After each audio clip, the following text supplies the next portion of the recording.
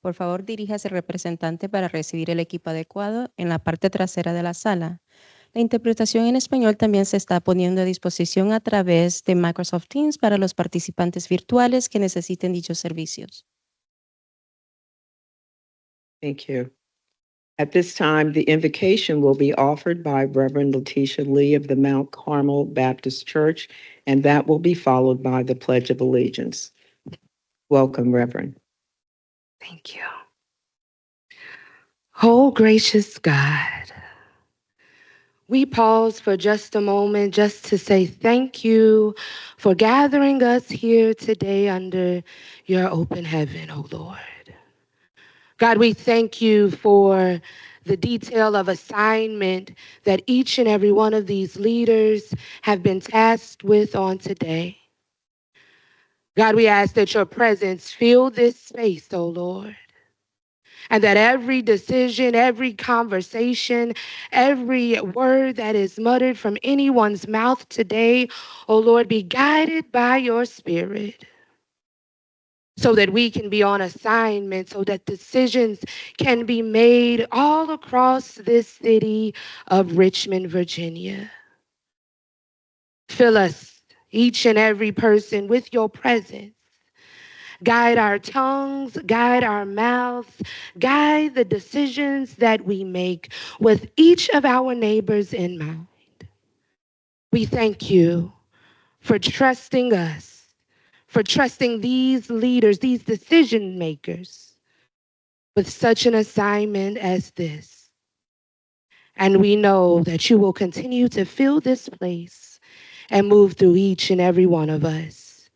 It is in your name that we pray. Amen. Amen. Thank you.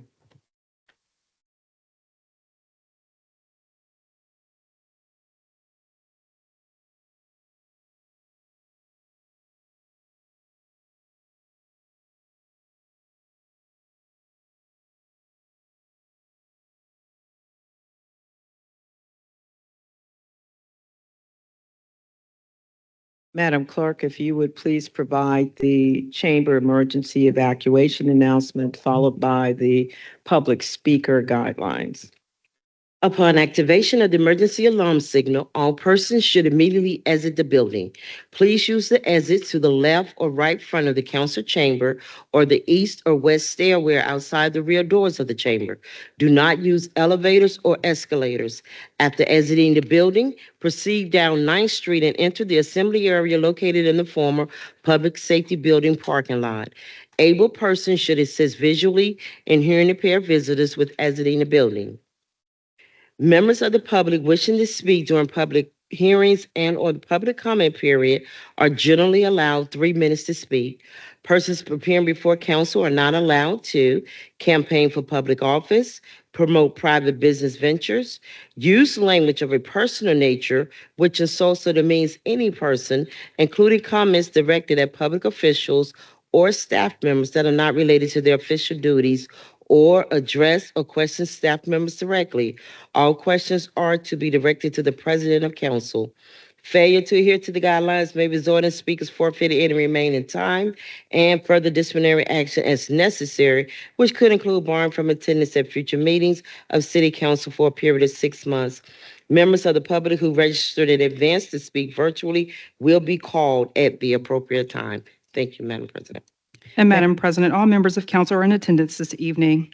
Members of the public are not permitted to stand in the rear of the chamber and are asked to be seated where seats are available. Also, no applause is permitted during tonight's meeting. Thank you. Thank you, Madam Clerk. Let's proceed with the public comment period speakers. The first speaker is Warren Campbell. Welcome, Mr. Campbell. All right. Hi, my name is Warren Campbell, and I'm a community organizer with New Virginia Majority and a renter in the 1st District. It has been 27 months and 2 weeks since the Richmond City Council declared a housing crisis for our city. In case anyone's keeping track, decades of discrimination, power imbalances, and catering to moneyed interests have led us to this point. We will not find one silver bullet to fix the housing crisis. However, if Richmond uses a holistic approach and every tool in the toolbox, we may be able to emerge a better city with a better living standard for our residents. Today, I'm asking the council to add another tool to the toolbox and add anti-rent gouging to the city's legislative agenda for the 2026 General Assembly. Anti-rent gouging legislation places an upper ceiling limit of rent increases. This would protect the renters of our city from the brazen greed of landlords who do not act in good faith. Some property management companies even use predatory AI algorithms to set rents as high as possible to maximize profits. Once the state grants authority, Richmond City will have the ability to pass its own ordinance tailor-made for the needs of our city and its renters. This policy is not new to Virginia. New Virginia Majority has worked with the General Assembly on anti-rent gouging legislation since 2022. Localities such as Alexandria City, Loudoun County, Charlottesville City, Albemarle County, and Roanoke City have all voiced their support for this critical policy solution. Last year, Mayor Gaskins of Alexandria even voiced her support in person at a General Assembly committee meeting, just in case Mayor Avula would like any suggestions. Richmond is a city which consists of 52% renters. Richmond also bears the distinctly heinous mark of being the #2 city for evictions in the country. With the planned transfer of public housing into private hands, the percent of residents who deal with the private market will surely increase. Federal assistance through HUD is also being cut. It is Richmond City's responsibility to step up and do right by the renters of the city to provide them with as much stability as possible by including anti-rent gouging in the legislative agenda. I also want to state that I stand in solidarity with Gilpin residents who demand more transparency from RRHA and RDC. They deserve to have a strong voice and equal power in the future of Gilpin Court. Thank you. Thank you.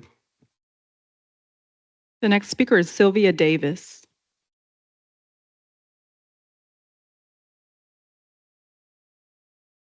Welcome, Ms. Davis.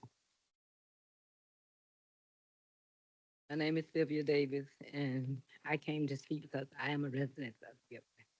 And Ms. Davis, can you please speak and pull the mic closer to you so we can hear you?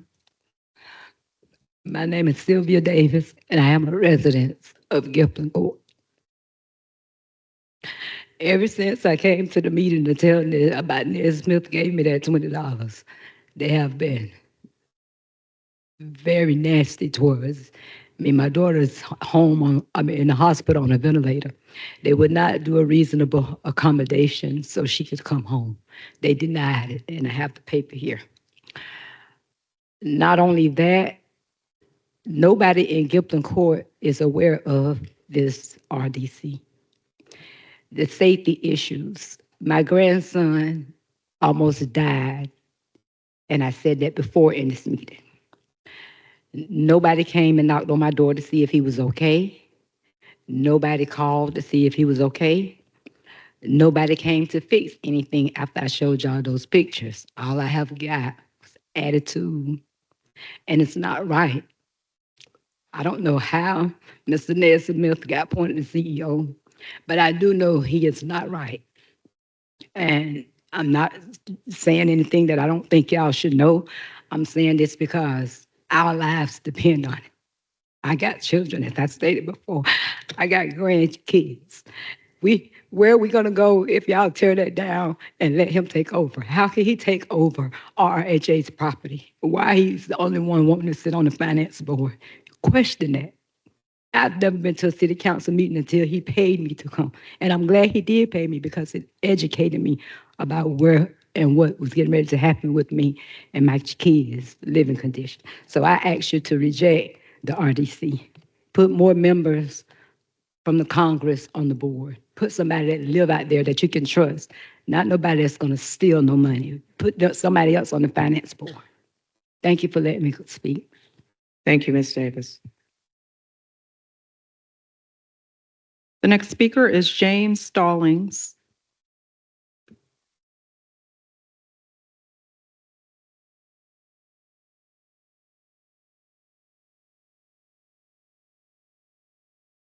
Welcome, Mr. Stallings.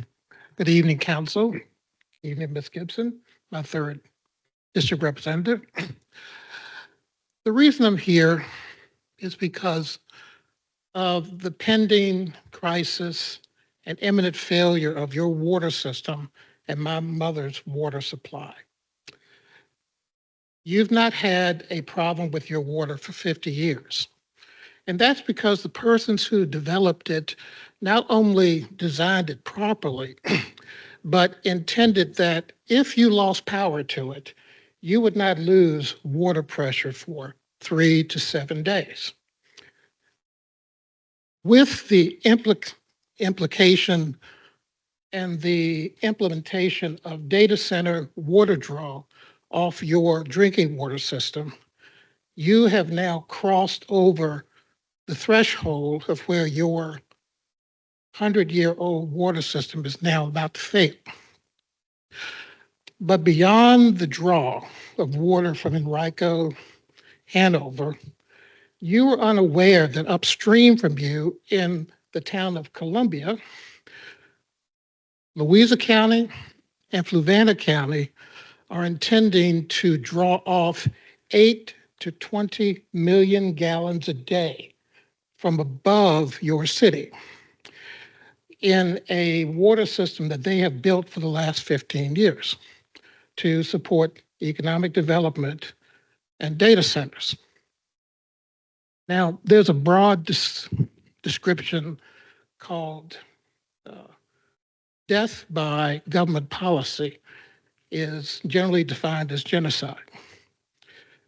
When you're willing to take your citizens' drinking water, not simply here in the city, from upstream from you, but from their own citizens by drawing dry a drinking water reservoir for economic development, we have a problem here.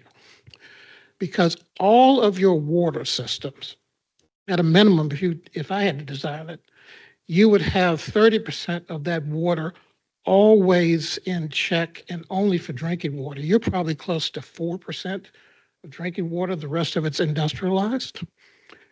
And unless you 30 seconds. Thank you. Unless you take imminent action and curtail those draws above you and outside of your city, you're going to have an imminent failure of your drinking water system. Have a wonderful day. Thank you. Thank you. The next speaker is Aaron Woolishin.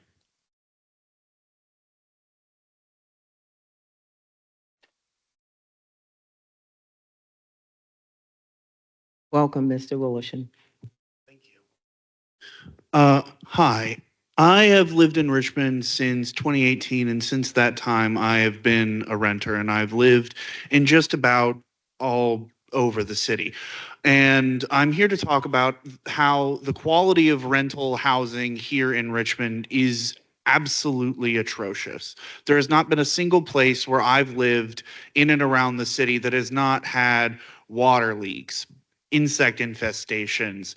There have been multiple times where appliances have broken and it's taken weeks to get them repaired. I can say that when I lived over near White Oak, the facility there had a water leak. The bathtub was installed in such a way and fixed in such a way that you couldn't use the shower. If you tried to turn on the shower function, water would spray out the back. Moving on from there, I lived in a terrible little apartment on Monument Avenue in the basement that technically is illegal, as all of the windows, it had one exit and all of the windows were covered in security wire. And this is fairly common if you go along Monument Avenue and look in these tiny little apartments down there. And obviously only anecdotally, but hearing from citizens who live in, say, the Bloom apartments over on the north side with rat infestations and intimidation from the management if they complain or report issues in their buildings. You have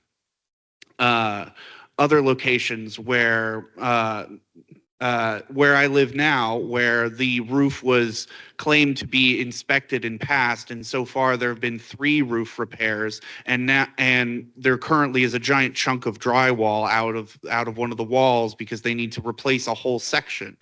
And all of this to say that there needs to be a strong oversight done by the city into these corporate and private landlords that have been running roughshod over the renters of this city for God knows how long. And you have You to, have 30 seconds. there has to be more control over the housing of this city.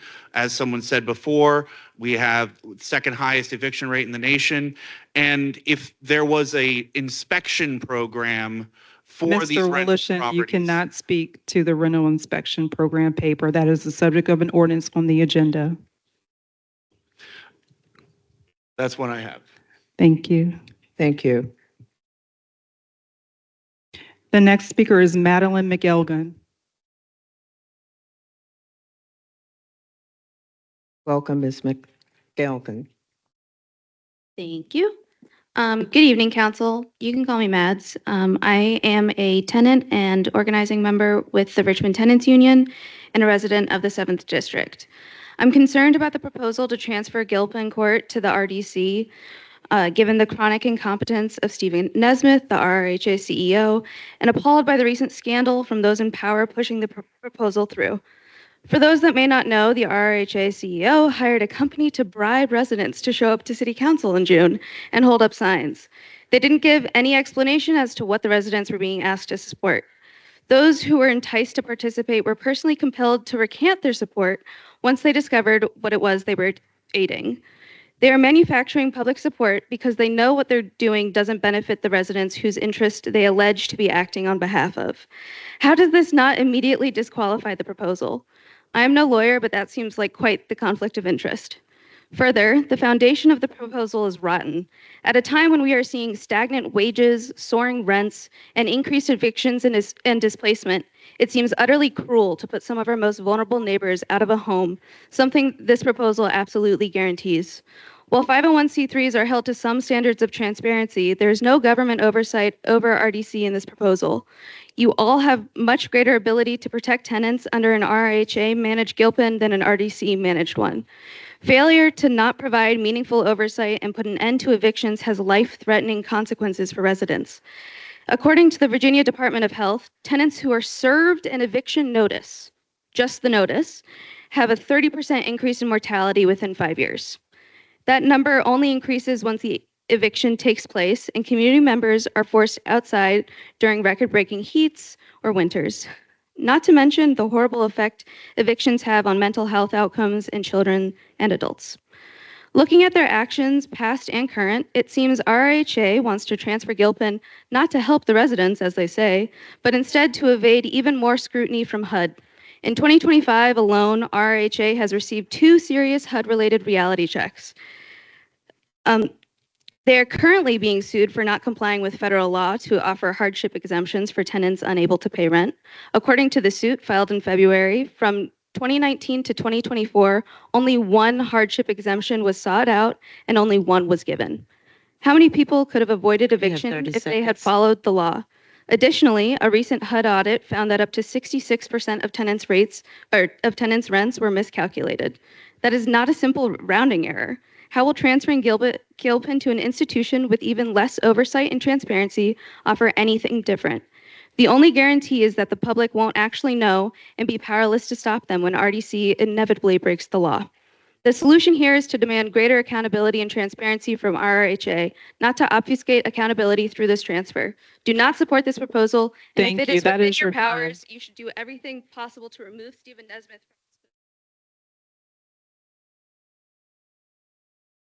And Madam President, that concludes the public comment period list for this evening. Thank you. I would like to thank each of you who've come down this evening to provide public comment on the issues that are delineated here. And there will be follow-up across all of these items in different, whether they're in committee or with staff, et cetera. But we do appreciate your voices and your comments on the issues impacting our city. Thank you.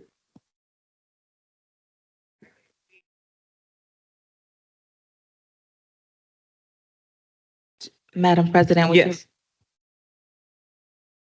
would you like for me to continue with the agenda amendments for tonight? Okay, so let me just ask, there is a young lady in the front. Are you wanting to speak to her paper on the agenda this evening? Ma'am, I'm looking at you.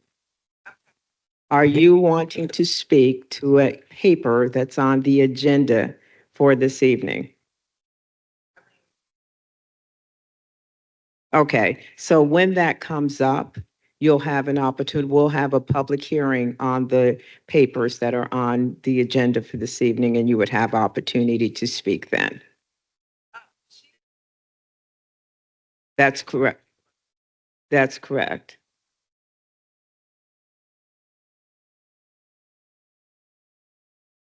We don't have as of yet.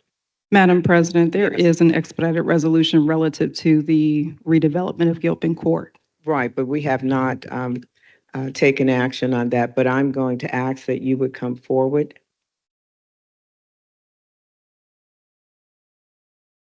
Thank you. How you doing? My name is Abir Neal, and being that it's only 3 minutes, I'm gonna make this fast as possible. I am a Gilpin Court resident, which now is in the third unit. I've been there around there, and I feel like that it is a lot not being done. Money is being took Ma'am, in. pull the microphone up closer to your mouth. Oh, I'm sorry.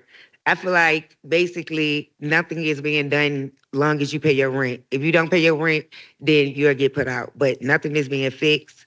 Nothing like last month, my lights went out 4 different times for 2 days. Nobody from the rent office called to ask me about anything, about any food, anything, kids, or anything. So at the end of the day, I just feel like it's really, really hard how y'all treating people. And I'm just sitting here and I'm just looking at, and observing. And I guess Miss Jones right there, I don't know if she's typing something or listening, but the whole time everybody is talking, she's not even paying attention. Ma'am. So at the end of the day, like, Okay. it's just like, what I'm is going it to, for? excuse me one second. I appreciate the I'm just concern being you're wanting to honest. share, but if you would really focus on the matter as opposed to individuals who are What is on the about the matter? dais. People not paying attention. People are Ma- not hearing. We calling meetings, Okay. we're going to meetings, but nothing is Okay. being done. Are We've you been done doing this with since your comments? 2012. I'm Are sorry. you done with your comment? I can't be. I'm just wanting to make sure you have the time.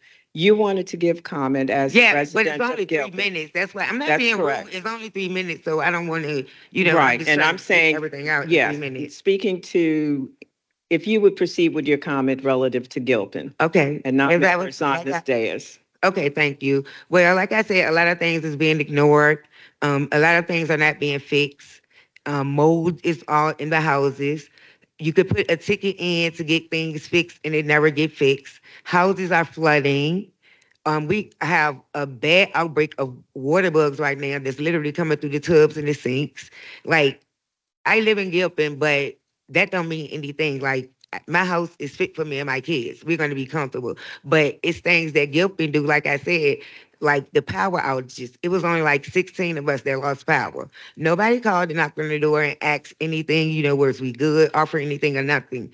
And it is a fact that I know Gilpin Court is taking money. So it's just a lot. So at the end of the day, I've been coming to council meetings, not here, but at Gilpin Court at the County Home Center since 2012. So at the end of the day, it's just like we keep coming to meetings, doing things, but nothing is ever being done. Nothing is ever being fixed. But if you lay on your rent, you could end up in court and losing your place. You have 30 seconds. Thank you. Ma'am, I do need you to state your name again for the record, please. Sorry, my name is Abir Neal. I live in Gilpin Court.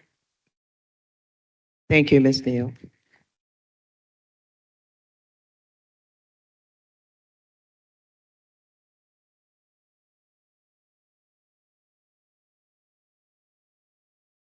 She is? Okay. If I could get someone to, I'd like to get Ms. Neal's contact information as well as there was another young lady who spoke as well. I don't see her at the moment. Yes, that's right. Yes. Who is that? Thank you.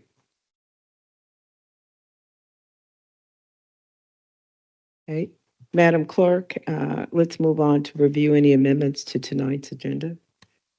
The amendments to tonight's agenda are as follows. Item 1, ordinance 2024-312 is to be amended later this evening and then continue to the Monday, September 8th council meeting. Items 2, ordinance 2025-014. Item 3, ordinance 2025-025. Item 4, ordinance 2025-046. Item 5, ordinance 2025-079. Item 6, ordinance 2025-080. Item 7, ordinance 2025-081. And item 8, ordinance 2025-113. All will be continued to the Monday, September 8th council meeting. Item 10, ordinance 2025-136 is to be amended later this evening and then continue to the Monday, September 8th council meeting. Item 18, ordinance 2025-150 will be continued to the Monday, September 8th council meeting. Items 23, ordinance 2025-155 is to be amended later this evening and then continue to the Monday, September 8th council meeting. Item 25, ordinance 2025-157 is slated to be amended later this evening and then continue to the Monday, September 8th council meeting. Item 33, resolution 2025-R020 will be continued to the Monday, September 8th council meeting. Item 38, ordinance 2025-100, and item 39, ordinance 2025-161. Both will be continued to the Monday, September 22nd council meeting. Madam President, those are all the amendments to tonight's agenda. Thank you, Madam Clerk. Are there, do we have members who have any additional amendments to tonight's agenda? Madam President, this is just more of a point of clarification, just because it wasn't posted. With the expedited resolution that relates to the letter, Councilmember Gibson's expedited resolution that we're co-patroning, will there be opportunity for public comment on that resolution? Okay, so just hold tight. That's if that paper, yes, comes forward this evening, there would be opportunity. Yes, okay. that's correct. Councilmember Gibson. Thank you. And I thank you, Councilmember Lynch, for bringing that up, because I want to make sure that there are many folks here who are here to advocate in support of the Gilpin residents. And I just want to make sure, since it was not published, on the agenda, that they are aware that there is an item relative to Gilpin that we will be discussing this evening. Can you just share where that will come in the agenda so folks are aware? Yes, both of those papers, Ms. Gibson, should be on our intro. Let me just find our intro list, Madam Clerk. Is that correct? Madam President, since this is an expedited resolution, it will be handled after the motions to amend. Okay. So toward the end of the meeting, unless there's Okay. a desire to take the items out of order. Okay, so both papers are on the intro list of intro papers, and then as the clerk has indicated, we'd handle it in that way. Thank you. Okay. And Madam President, I will need a motion to amend the agenda as read. So Ms. Jordan, thank you. Mr. Breton, will you second that motion? Second. Council is now voting on the agenda amendments as presented. Mr. Breton? Aye. Ms. Gibson? Yes. Ms. Jones? Aye. Ms. Robertson? Aye. Ms. Lynch? Aye. Ms. Trammell? Aye. Ms. Abubakar? Aye. Vice President Jordan? And President Newbill? Aye. The amended agenda is before you. And Madam President, the consent agenda consists of the following items. Item 9, ordinance 2025-120. Item 11, ordinance 2025-138. Item 12, ordinance 2025-144. Item 13, ordinance 2025-145. Item 14, ordinance 2025-146. Item 15, 2025-147. 16, 2025-148, 17, 2025-149, 19, 2025-151, 20, 2025-152, 21, 2025-153, 22, 2025-154, 24, 2025-156, 26, I'm sorry, 2025-158, 27, 2025-159, 27, and then 28 is 2025-160, 29, 2025-162, 30, 2025-163, 31, 2025-164, 32, 2025-165, 34, Resolution 2025 R030, 35, Resolution 2025 R031, 36, Resolution 2025 R032. Madam President, those are the consent agenda items. Thank you, Madam Clerk. At this time, we'll proceed with a public hearing on the consent agenda items. Are there persons present in the audience who are desirous of speaking in opposition to any of the items on the consent agenda? You would come forward.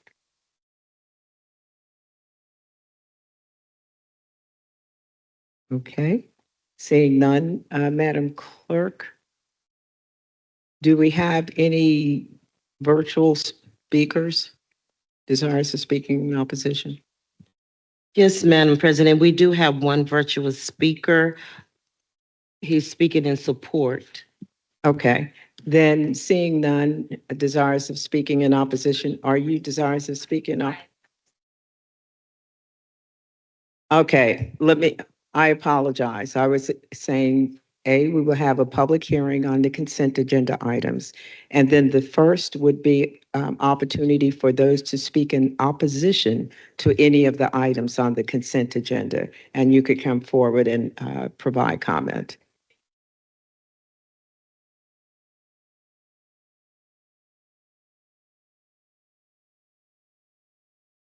Hello, I'm Derek Anderson, in opposition of 2025-148.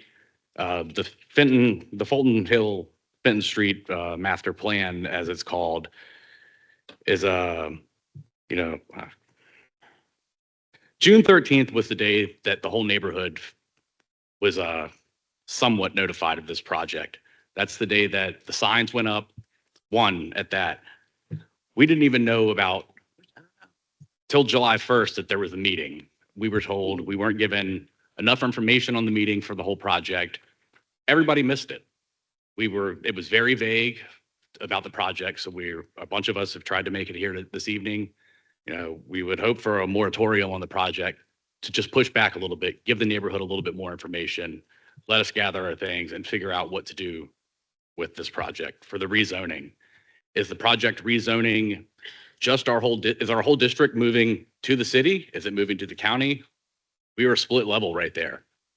How is this going to affect our property taxes? How does this affect our school zones? People in the neighborhood have children. They moved to Henrico for the Henrico district. Is this new building development going to move people into the Richmond line? We found out things yesterday afternoon after the Baker Development properties showed up. We didn't know they were coming. We just happened to be outside and see that. So a little bit more time. Excuse me? This is ordinance 2025-148, number 16. Yes, the Fenton Street redevelopment. Am I doing this at the right time? Okay. You are, absolutely. This is my first time doing this, so I'm just trying to make sure. They're trying to add 3 houses on a single house lot. As it sits now, 50 feet is a lot size. They're trying to push them down to 26 feet, one of them being an 11-foot lot. How big is that desk? More than 11 feet. How are you going to fit a house there?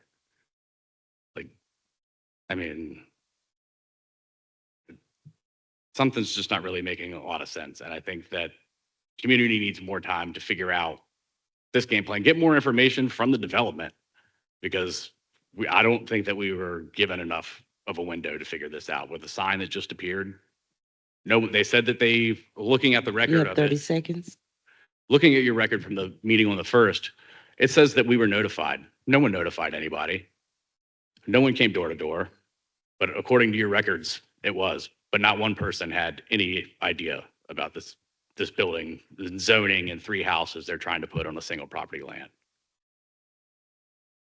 Thank you. Thank you.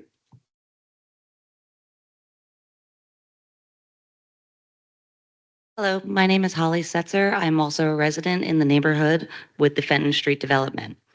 I am here today to express my strong opposition to the proposed development on Fenton Street. As a resident member of the neighborhood, I am deeply concerned about the potential negative impacts this development will have on our community. While I acknowledge the need for responsible development and growth, I believe this particular project poses significant risks to the well-being and character of our neighborhood, specifically the environmental impact, density and overcrowding, and an effect on our impact and property values. I urge you to carefully consider our community's objections and reject this developmental proposal. We believe that the potential negative impacts outweigh any perceived benefits, and we are available to discuss these concerns further. Thank you for your time.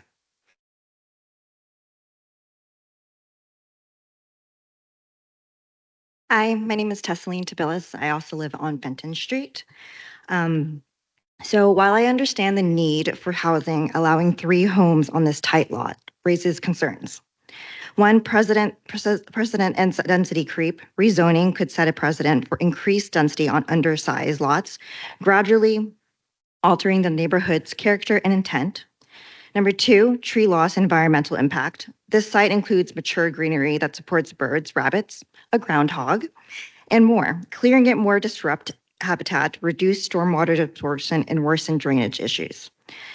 There's also zoning and land use inconsistency. The proposal conflicts with existing zoning and long-term land use plans that aim to preserve neighborhood scale and character, and the loss of neighborhood character. The lot contributes green space, tree coverage, and visual balance. Adding a 3rd house, and frankly, even 1 or 2, would erode those qualities and compromise the block's character and appeal. Beyond the rezoning, I urge the planning department to reconsider whether any construction is appropriate here. While 2 homes may be allowed by current rezoning, preserving the green space may offer greater long-term value for stormwater, habitat, and neighborhood quality. Sometimes protecting what's already there serves the community better than building something new. Thank you. Thank you. Hi, my name is Dane Height. I'm a resident of Fenton Street, and next door, the lot that we moved into is being demolished, and they're going to be putting up some homes. It's a pretty small lot. I got that. We're renting, so there's really not much that we can do, but I moved into this spot because of the amount of space and that I'm able to work on my truck, and I have my own landscaping business, and it's really nice. It's a small space that's over there in that lot, and they're about to cut it down and put 3 homes. When I heard that there was 2 homes, I thought about that, and it's going to create a lot of congestion. They're talking about putting car lots in the back. They haven't, just because they have a plan that fits inside of a box doesn't mean that that necessarily is the right box to put there. They have a lot, they're jamming things in, and it seems like it's about quantity over quality. They're about to put these homes here, and it's just going to kind of like, it just seems like it's a money grab more than anything, and they're not really considering any of the residents. Also, this is kind of like the first time I've ever done something like this, and I never really anticipated doing anything like this. And the first time that I kind of like was able to address any of my concerns was yesterday when a gentleman was skulking around on my property who happened to be representing the developers. He didn't come into my door. He just stood out there. I had one of the neighbors had to call me over and say, hey, listen, this is a guy who wants to talk to it. So if we could have some more time to kind of like get prepared and have like a docket. I see a lot of people here with like files and paperwork. It'd be really nice to have our set of stuff so that we can come here and be able to argue appropriately in front of professionals like yourself. So thank you very much for the time. Thank you. Good evening. My name is Beth Brown, and I'm here to speak on item 16 as well. I've been a homeowner and full-time resident of the 2200 block of Fenton Street for the past 23 years. I am only 2 doors down from the lot in question this evening. I'm here to voice a strong opposition to the proposed rezoning on our block, a special use permit. And while I understand the pressures of growth and redevelopment, this kind of rezoning sets a precedent that I believe is both short-sighted and harmful to the long-term character and livability of our neighborhood. The proposed structures are inconsistent with the style and scale of existing homes and lots. These are not minor infill changes. This is a fundamental alteration of the look, feel, and function of our street. Fenton Street has a unique charm and a deep-rooted sense of community. People seek out this area specifically because of its character, not in spite of it. Beyond aesthetics, this rezoning will pose a threat to the city's already limited green spaces, which are essential for quality of life, especially as our city grapples with the heat island effects like dangerous pop-up storms that we've seen recently, and lingering high temperatures that endanger lives, especially of more vulnerable groups like the elderly. Like I said, this special use permit sets a dangerous precedent. I urge the council to consider the long-term impact of allowing developments like this one to squeeze into the smallest of spaces and chip away what makes Richmond neighborhoods like ours on Fenton Street very special. Development should be thoughtful and compatible, not disruptive, out of scale, and desperate to fill every open square foot of soil.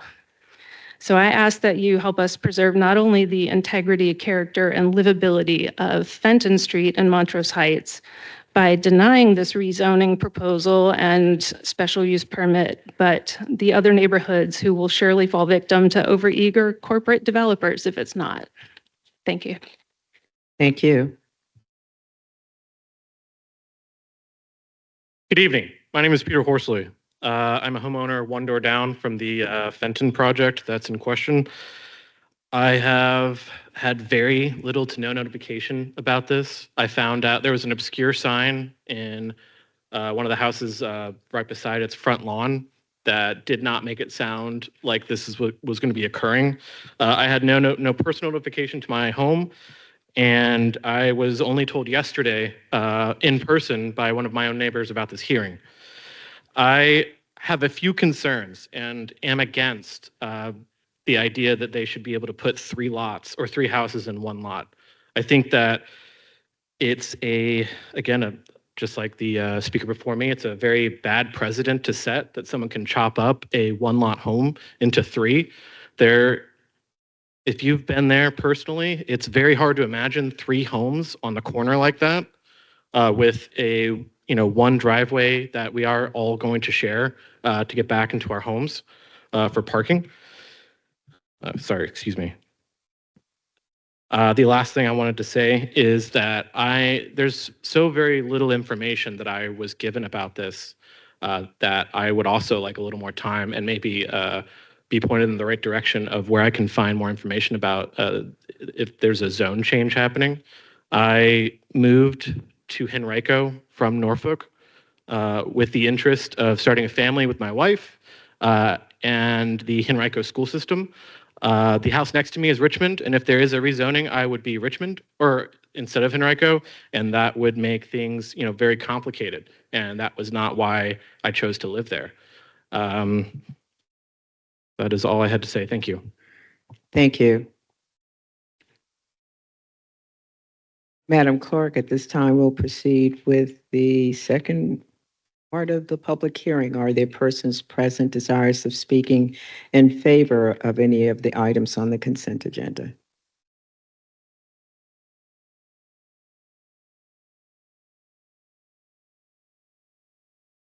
Excuse me. Good evening, Council President, members of Council.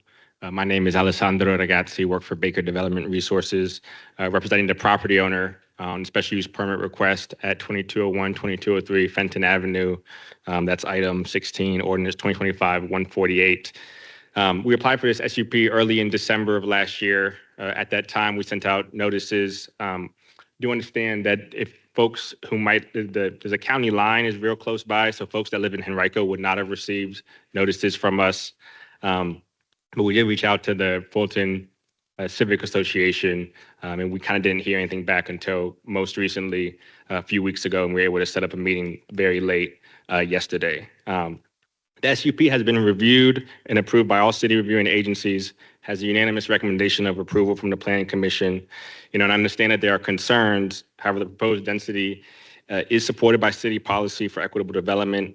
Planning staff noted specifically in their staff report that the SUP is consistent with the city's Richmond 300 future land use designation. Moreover, as you all are familiar, the city is working on undergoing a citywide rezoning that's to be consistent with the Richmond 300 plan. And that those draft maps contemplate new zoning that would allow equal to or greater density on both of these properties. I just correct a couple of things, that 2 houses could be built by right on this property. So the request is really to build 1 additional house.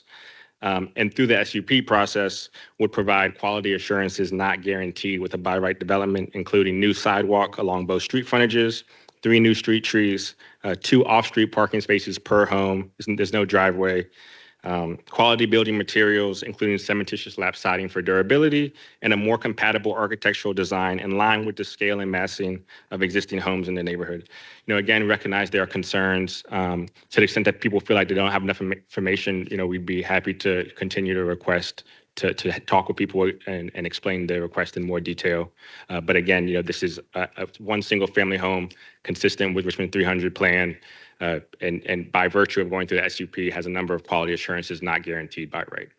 Thank you. Happy to answer any questions. Thank you. Are there any other persons present desirous of speaking in support of any of the, or in favor of any of the items on the consent agenda?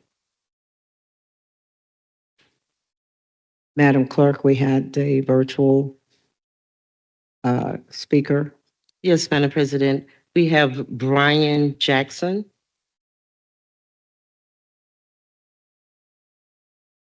Give me 1 second and move him out.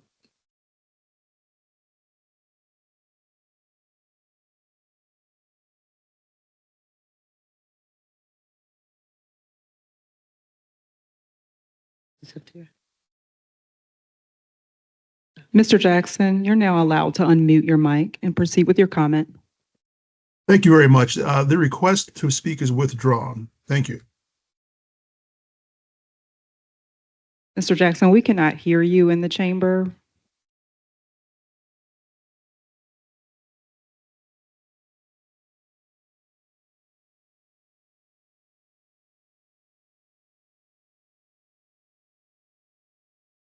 Madam President, I see Mr. Jackson on, but he is not, I don't see where he is speaking.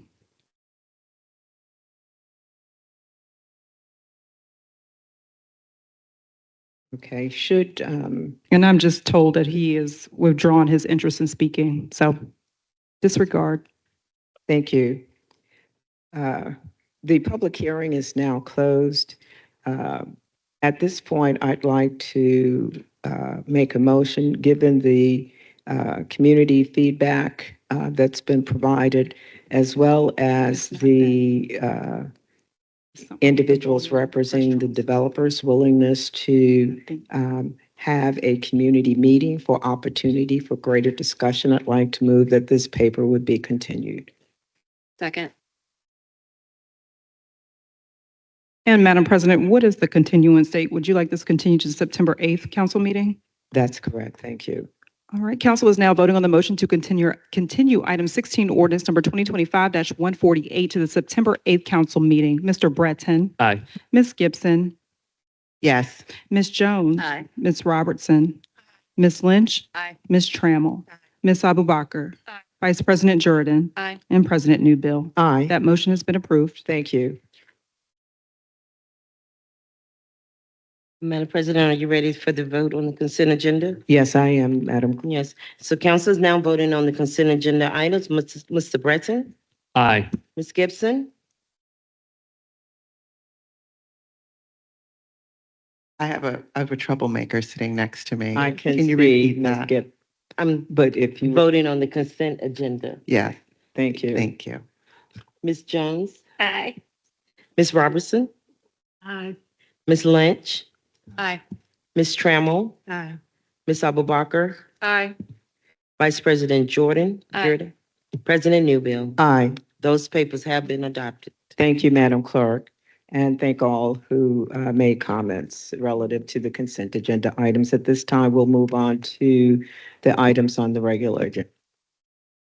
The only item on this evening's regular agenda item is item number 37, ordinance number 2024-187, and that's to amend city code concerning the establishment of annual license taxes and concerning exemptions to license taxes to increase the threshold for businesses, professional and occupational license taxes from $250,000 to $500,000. That paper is before you. Thank you, Madam Clerk. Would the patron like to make any comment prior to public hearing? Sure. And Councilmember Addison is not here, so I guess I'll take. I meant the second in the queue. Surely. And that tells you how long we've been talking about this paper. I appreciate all of my colleagues' willingness to work on it. It has been, I think, almost a 4-year-long discussion. I see my predecessor, Councilmember Parker, in the audience with us, and he probably remembers when he was on council discussing the BPOL paper. So much credit to all of the work that has gotten us here today to finally bring this to a vote. Since we have been in discussion about the BPOL paper, and just for point of reference, the BPOL is our how we tax our businesses in the city of Richmond. And currently our small businesses have to pay at the same rate that let's say a corporate partner like CoStar or Dominion would pay. And so some counties and localities have opted to create an exemption for small businesses. Our current exemption allows for a business at $250,000 of annual revenue to seek an exemption from BPOL. Our county partners are sitting at $550,000 and $1 million in Chesterfield and Henrico, respectively. So not only are we falling behind in our, I think, care and compassion and support of our small businesses, but what that means in practicality is that we are losing our small businesses to the counties. Many, when we first got together in a roundtable, the number one billing or top issue amongst our small business stakeholder community, the chamber and others who were at that table, was our very low threshold for the exemption rate and the high taxes that they were burdened with. So with that, I respectfully ask for your support. And hopefully after, almost a decade probably of discussion, we can get this paper moving forward for our small business community. Thank you, Councilmember Lynch. At this time, we'll proceed with a public hearing on the paper. Are those persons present in the audience desirous of speaking in opposition to this paper? You would come forward. Madam Clerk, do we have any folks who have joined us virtually desirous of speaking to the paper? We do not, Madam President. Do we have persons present in the audience desirous of speaking in favor of the paper? You would come forward. Seeing none, the public hearing is closed. Bring it back to the body for discussion. Councilmember Jones. Thank you, Madam President. I'd like to be added to this paper. Vice President Jordan. Yes, thank you. I just want to extend my thanks to the Councilmember Lynch, who kept this going after our departed Mr. Addison. And absolutely, throughout my first term here and into this one, hear from our small businesses who want to be in Richmond, love being in Richmond, but are looking for more assistance because it is a challenging environment. So yes, look forward to voting in favor and would like to have my name added as well. Thanks. Thank you. Any other members? Question, comment? Councilman Breton. Are you asking me for comment? Because I was looking like I wanted to. You were. Okay. Uh, Well, yeah, fine. I just want Well, to say that I'm in support of this bill, this legislation. It's another great example of great thinking and problem solving by my predecessor, and I am proud to be able to support it today to support our small businesses that make Richmond the interesting and wonderful city that it is. So I'm looking forward to supporting it today. Thank you. Any other members at this time? Councilwoman Lynch want to say thank you, and Councilmember Robertson in advance for really looking at those opportunities that allow us to retain and/or attract small businesses. And so this certainly will do that. I want to also say thank you to the administration, who I believe in conversation are desires and amenable to working with us in this regard relative to the funds that would be needed to satisfy the legislation. So with that, Madam Clerk, can we call the question? Council is now voting on item 37, ordinance number 2024-187 as presented. Mr. Breton? Aye. Ms. Gibson? Yes. Ms. Jones? Aye. Ms. Robertson? Ms. Lynch? Aye. Ms. Trammell? Ms. Abubakar? Aye. Vice President Jordan? Aye. And President Newbill? Aye. That paper has been adopted. Thank you, Madam Clerk. Let's proceed, if you will, to, it's like we're at introduction of papers. Or close. Madam President, we are at motions to Sorry, amend. excuse me. We do have a couple of those, yes. All A right. little too hasty there. The first motion before you is a motion to amend ordinance number 2024-312, which authorizes the special use of 7100 Jenk Road for the purpose of a mixed-use building containing up to 14 dwelling units with off-street parking upon certain terms and conditions. And that proposed amendment would modify the plans, terms, and conditions and would change the special use permit. Councilmember Abubakar, would you make the motion to amend and continue this ordinance to the Monday, September 8th council meeting? So moved. Councilmember Jones, will you second that motion? Second. Thank you. Council is now voting on the motion to amend and continue ordinance number 2024-312 to the Monday, September 8th council meeting as stated. Mr. Breton? Aye. Ms. Gibson? Yes. Ms. Jones? Aye. Ms. Robertson? Aye. Ms. Lynch? Aye. Ms. Trammell? Ms. Abubakar? Vice President Jordan? Aye. And President Newbill? Aye. That motion has been approved. Thank you. Next before you is a motion to amend ordinance number 2025-136, and that would repeal city code concerning the classifications of council liaison, council policy analyst, council budget analyst, and the council public relations specialist respectively, and concerning the council chief of staff appointment and duties for the purpose of providing for the appointment of employees in such classifications by the council chief of staff to modify the appointment authority and duties of the council chief of staff. Councilmember Trammell, would you make that motion to amend and continue this ordinance to the Monday, September 8th council meeting? Thank you. Yes. Thank It's you. not coming on. Thank you. Thank you. Councilmember Robertson, will you second that motion, please? Council is now voting on the motion to amend and continue ordinance number 2025-136 to its September 8th council meeting as stated. Mr. Breton? Aye. Ms. Gibson? Yes. Ms. Jones? Aye. Ms. Robertson? Ms. Lynch? Aye. Ms. Trammell? Aye. Ms. Abubakar? Aye. Vice President Jordan? Aye. And President Newbill? Aye. That motion has been approved.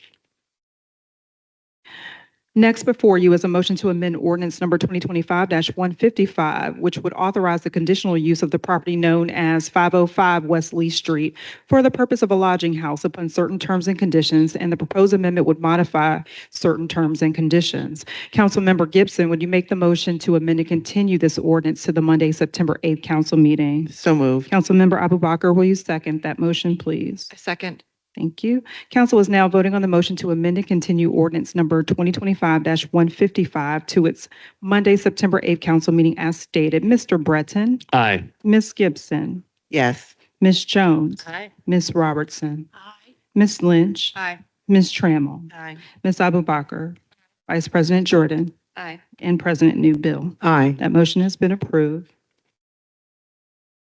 And lastly is a motion to amend ordinance number 2025-57, which would amend city code concerning principal uses permitted by conditional use permit, permitted principal and accessory uses, specific conditions applicable to particular uses, and concerning definitions for the purpose of establishing retail sales of tobacco and hemp as a defined use in the city's zoning ordinance and regulating where such uses can occur, to establish the retail sale and use of tobacco and hemp, and the proposed amendment would modify certain definitions. Vice President Jordan, will you make the motion to amend and continue this ordinance to the Monday, September 8th council meeting? Thank you, Madam Clerk. Just for the benefit of those in the audience who were not here at informal, I will not be making that motion. I've had a constructive conversation with administration that we will add these amendments at a later date so as not to hold up the vote of this paper. And we do intend to vote on it tonight. So I will not be making a motion. Thank you. And hearing no such motion made and properly seconded, the proposed amendment fails, and this paper is now before the council for consideration as currently written.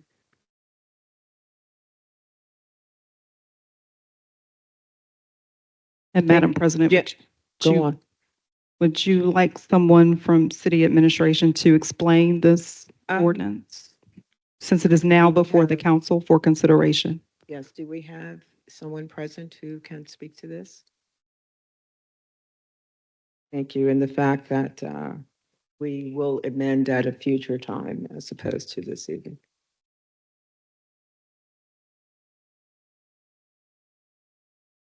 Good evening, Kevin J. Bong, Director of Planning and Development Review. This ordinance, as it's written, would establish a definition for retail sales of tobacco and hemp. It puts that into our zoning ordinance as a separate classification, then allows it as a conditional use in a handful of zoning districts throughout the city. That use then is further conditioned by certain restrictions, including 1,000-foot buffer from residential areas, schools, parks, places of worship. And so there would be many more restrictions on where quote unquote vape shops could operate in the city. The amendment in terms of that was requested by the Planning Commission dealt with Code of Virginia definitions for tobacco and hemp. As written right now, it makes reference to what is in Code of Virginia. I believe in the future, if we seek to amend this, we would take those and put those definitions to our own zoning code. So right now it just makes reference to Code of Virginia. So if it changes, we'll have to amend anyway. But staff recommends approval of this ordinance. Thank you, Mr. Bullock. At this time, we'll proceed with public hearing. Are there persons present in the audience desirous of speaking in opposition to this paper? You would come forward. Seeing none, are there persons present in the audience desirous of speaking in favor of this paper? If you would come forward.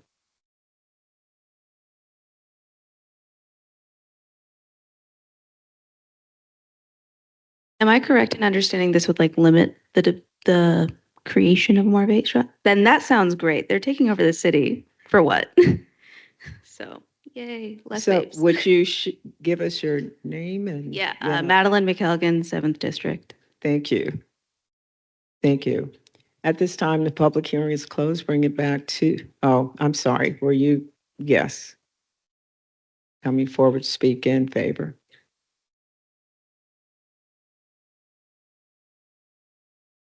Hello, my name is Katrina Kamali. I live in the 4th District, and I do support the paper to restrict the vape and tobacco shops in Richmond.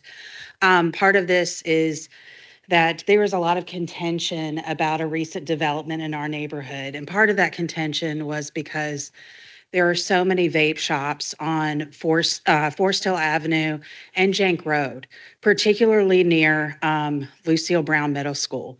From the front door of Lucille Brown Middle School, you can see 5 vape shops. That is a problem. What happens is it normalizes these children seeing these vape stores on a regular basis, and at some point, they are going to enter those stores, and it's not going to be, oh, I shouldn't be doing this. It's, why haven't I done this sooner? Because they've seen it every day. So I do appreciate that the council approved this paper. I do appreciate that this is going to impact the health of our city, and I am very grateful for the hard work that was put into that. Thank you. Thank you. Seeing no other persons desirous of speaking in favor, the public hearing is now closed. Bring it back to council. Councilmember Lynch. I just want to thank my colleague. I think I'm already signed on to as a co-patron, but in case I'm not, double, triple pom-poms up for this piece of legislation. I appreciate your work on this and wish we could have passed it, sooner because there has been so many vape shops that have arisen in our neighborhood, even since you started working on it.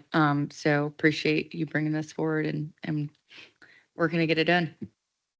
Thank you. Councilmember Trammell. I'd like to add my name too, please. Thank you. Thank And you, thank all for your Councilmember. hard work on this. Thank you. Thank you, Councilmember Trammell. Councilmember Gibson. Thank you, Madam President. I just also want to reiterate my support on this. I think that something that as council members, we can and should continue to reiterate is that anytime something is by right, there has to be a net good that comes with that. And as we continue to look at our zoning as a city, I think this is something that, we should continue to emphasize. And so this is a really very straightforward reflection of by right that did not serve a net good. And certainly it's something that should be limited. So thank you. Thank you. Madam Clerk, Sorry, go ahead. yeah, okay. Oh, and Ms. Councilmember Robertson. Yes, I want to thank the staff as well. Been a very diligent effort to get this legislation together with a plan that we hope that we can enforce. Looking forward to that and would love to be added as a patron as well. Thank you. Thank you, Councilmember Robertson. I join my colleagues in this legislation and look forward to the amendments that will come in the future that allow us to have even greater control over the location of these shops. And so would like to be added as a patron as well, Madam Clerk. Vice President Jerd.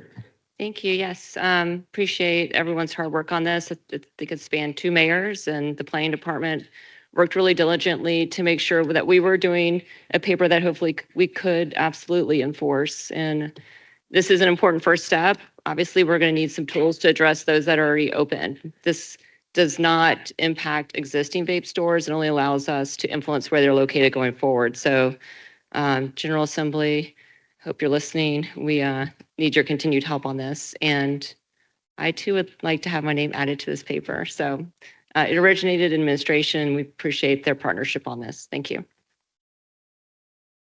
Councilmember Jones. I want to say I wanted to be added as well. Thank you. Thank you. Madam Clerk, if you would, I believe, call the question. Council is now voting on ordinance number 2025-157 as presented. Mr. Breton? Aye. Ms. Gibson? Yes. Ms. Jones? Aye. Ms. Robertson? Aye. Ms. Lynch? Aye. Ms. Trammell? Ms. Abubakar? Aye.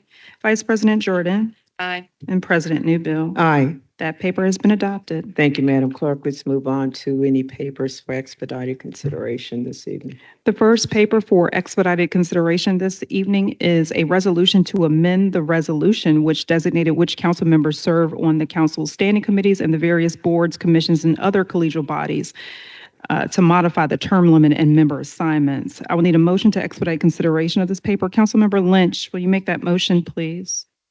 Councilmember Trammell, will you make that motion, please? To move.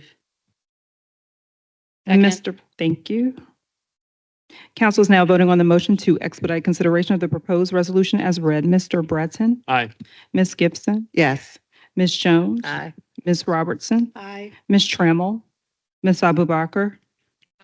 Vice President Jordan, Aye. and President Newbill. Aye. That paper is before you for consideration. Thank you, Madam Clerk. This is a paper that will do a couple of things. Will certainly allow us to complete the membership on various council commissions, boards, et cetera.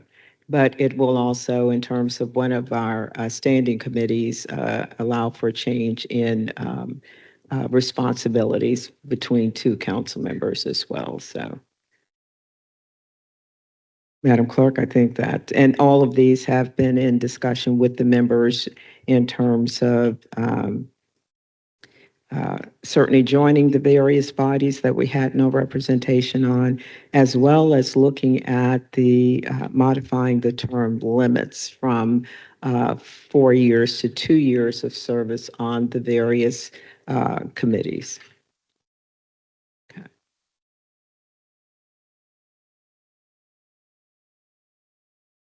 Say again? Right. The appointments right now, as they stand, are at 4 years versus 2 years, which allows rotation and opportunities for other to serve on committees and both council committees, but also other boards and commissions. So with that, Madam Clerk, I'd like to proceed with a public hearing. Do we have folks in the audience desirous of speaking in opposition to this paper? Seeing none, do we have those present in the audience desirous of speaking in favor of the paper? Seeing none, the public hearing is closed. Bring it back to the body for any question, discussion, et cetera. Councilmember Trammell. Councilmember or President. Councilmember Lynch. Sorry, we have the same question. What can you just illuminate for us what changes are being made here? I'm happy to support. I just don't know what I'm seeing this for the. I don't know what this means. And Councilmember Trammell. Yes, I've asked RJ to pull up that list and share. And then there is, in terms of education and human services, a reversal of the positions that are held by the two council members. Yes, RJ Warren, Council Chief of Staff. You can't hear me? I'm sorry. Well, first, RJ, I'll let you go on and then I'll come back to that. Yes, so the Council's Education and Human Services Standing Committee, the change will be changing the member and the vice chair positions between Ms. Jones and Mr. Breton. And then for some of the appointments to other various boards, commissions, and other entities that council is involved in, some alternate positions are now being filled by Ms. Jones to the Capital Regional Workforce Development Board. Mr. Breton will serve as an alternate to the Metropolitan Richmond Air Quality Committee, and a few others that are similar that Ms. Jordan and Ms. Newbill and Mr. Breton will be added to the Richmond Area Metropolitan Planning Organization. And Ms. Abubakar will now be added as an alternate to the Richmond Regional Planning District Commission. Thank you, Mr. Warren. Any other questions or comments? Councilmember Robertson? Yes, Madam Chair. The question in regards to 2 years instead of 4, that's something that we had in place when we were elected for a 2-year term. I thought we had made a decision to go with the 4-year for the term of the elections. With the committees, I know that we're doing a lot of work in the committees, and there's a lot of work that's in progress in those committee meetings. Is there a reason that we feel that we would want to have the option only serving for 2 years instead of the full 4 years? It does not preclude the 4 years, but it isn't automatic 4 years in this instance. Understood. I'm just questioning why would we? Is this a change from what we have had in the last Yes, it is a change. And it just allows individuals to have, you know, opportunity to serve on various committees that they might be interested in, which they would not if we, you know, the same persons are serving for the entire 4 years.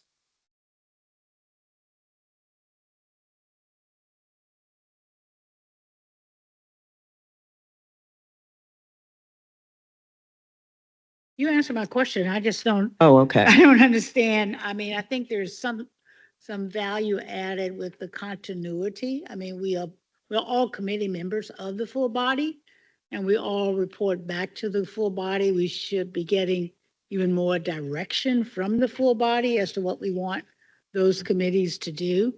I think there's a lot of value that's added with the continuity of the serving.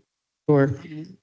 Councilwoman Robertson, again, there's nothing that precludes a full 4 year of service. It aligns with the service of the president and vice president, which is also 2 year versus 4 year.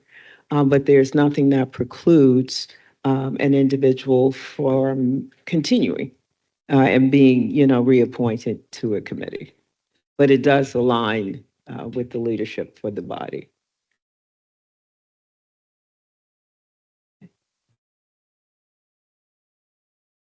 Councilmember Abubakar? Yes, I just had a question, again, sort of procedurally, why this was an expedited consideration as opposed to sort of going through the deliberative process or going through GovOps committee or through our OD committee. This is like this in January. Well, let me just say in terms of more because we typically appoint individuals to these entities are meeting already. And so we've not had representation on some of them. And so I'm wanting to get that underway. But also the desire has been articulated quite a while back to change the roles in terms of one of our standing committees. And so that's just been out there for a moment. So wanting to just move forward with that as well. But we have these bodies that we serve on that are meeting and that we're needing to make sure we have representation and voice from our jurisdiction on those bodies. Because we typically, if you will recall at the beginning of the year, we, you know, try to get everybody hopefully in agreement to serve on beer, and we did not get all of them filled. And so this was going back to get them filled and then to make sure we have representation.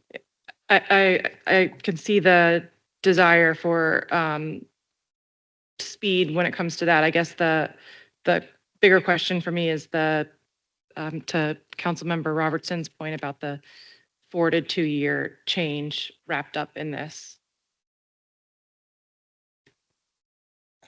I understand. Madam President, can I add something? Yes. What this resolution is doing is correcting a mistake that was previously made in the first drafting of the resolution that was adopted in January. The terms of the members on the standing committees have typically been 2 years to coincide with the council president and vice president terms of 2 years. So it has been that way for the last several years. And so this is correcting a mistake that was drafted previously in the first version of this resolution that was adopted in January. Thank you, Madam Clerk. That's incredibly helpful. You're welcome. Thank you. So Madam at Clerk. this point, Thank you, Madam Clerk, because that was my confusion. If we had agreed to 4 years, that's the reason why we were changing. But if that's an error, I appreciate that. You're welcome. okay, notwithstanding the fact that that was an error, if members would like further time to review, entertain, discuss, I'm willing to make a motion otherwise in terms of rather than proceeding. What's your pleasure? Councilmember Tram? Madam President, yeah, just one question. So that means president and vice president will still just serve 2 years? That's correct.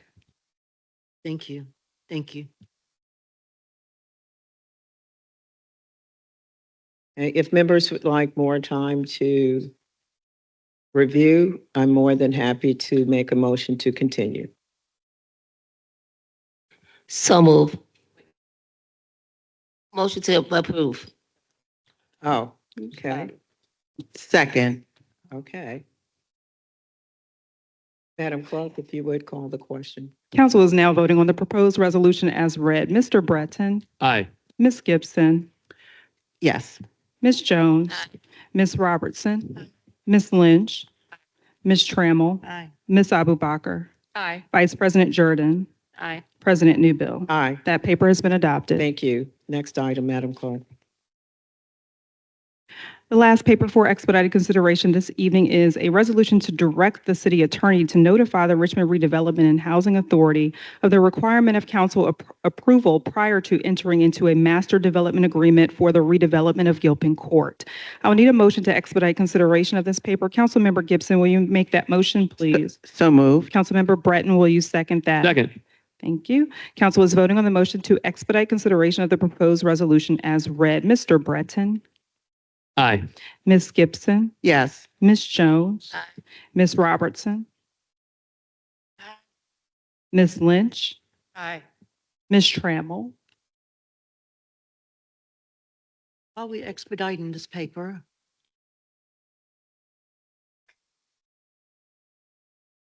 I mean, see it right That now. At this point, Councilmember Gibson, if Councilwoman Trammell had a question relative to requests for expediting.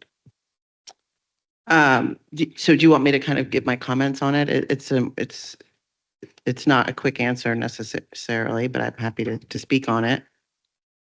This is time sensitive. That's the short story.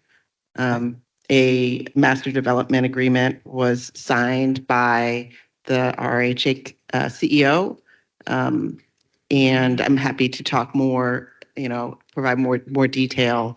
But because this has already been signed, there is urgency.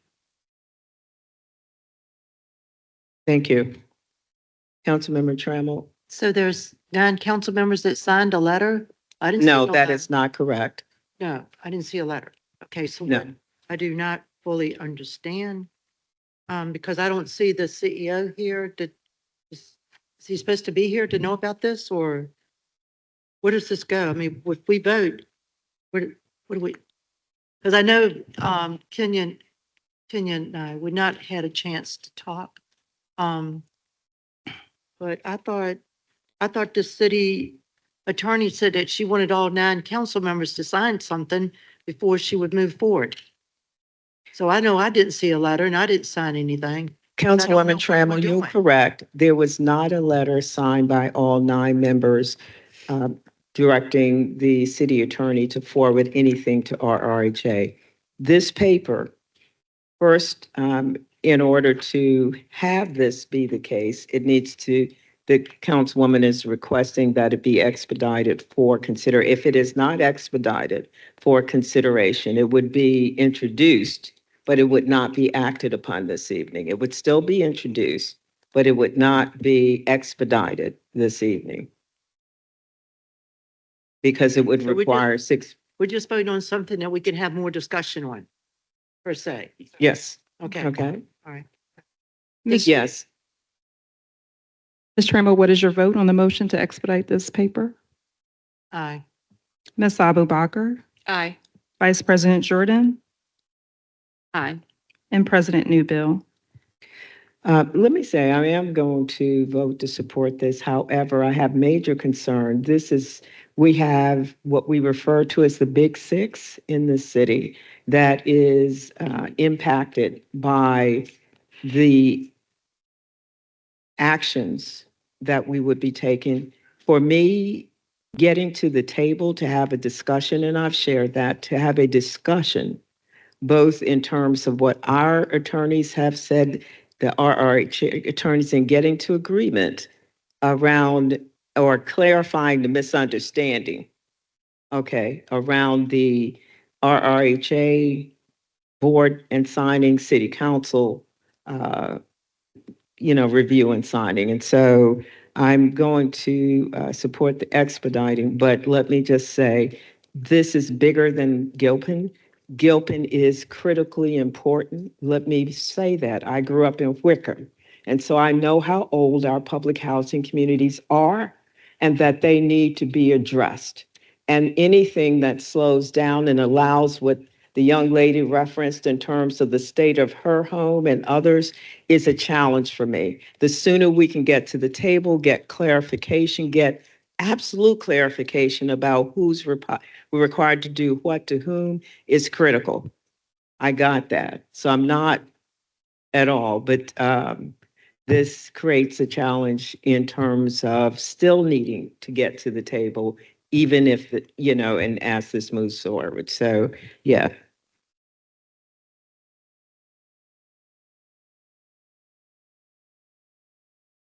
I'm sorry, Ms. Trammell. Yeah, thank you for explaining that.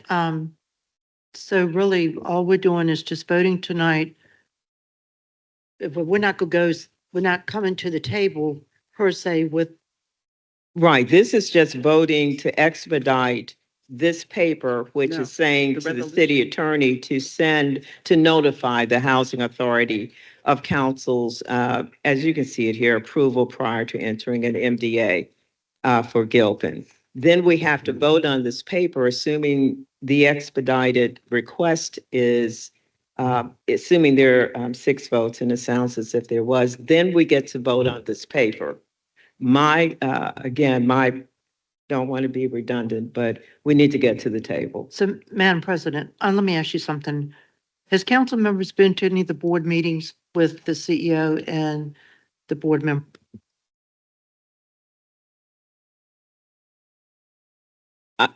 I don't know if members have been. Yes, I'm just, thank you, Catherine. I'm just asking.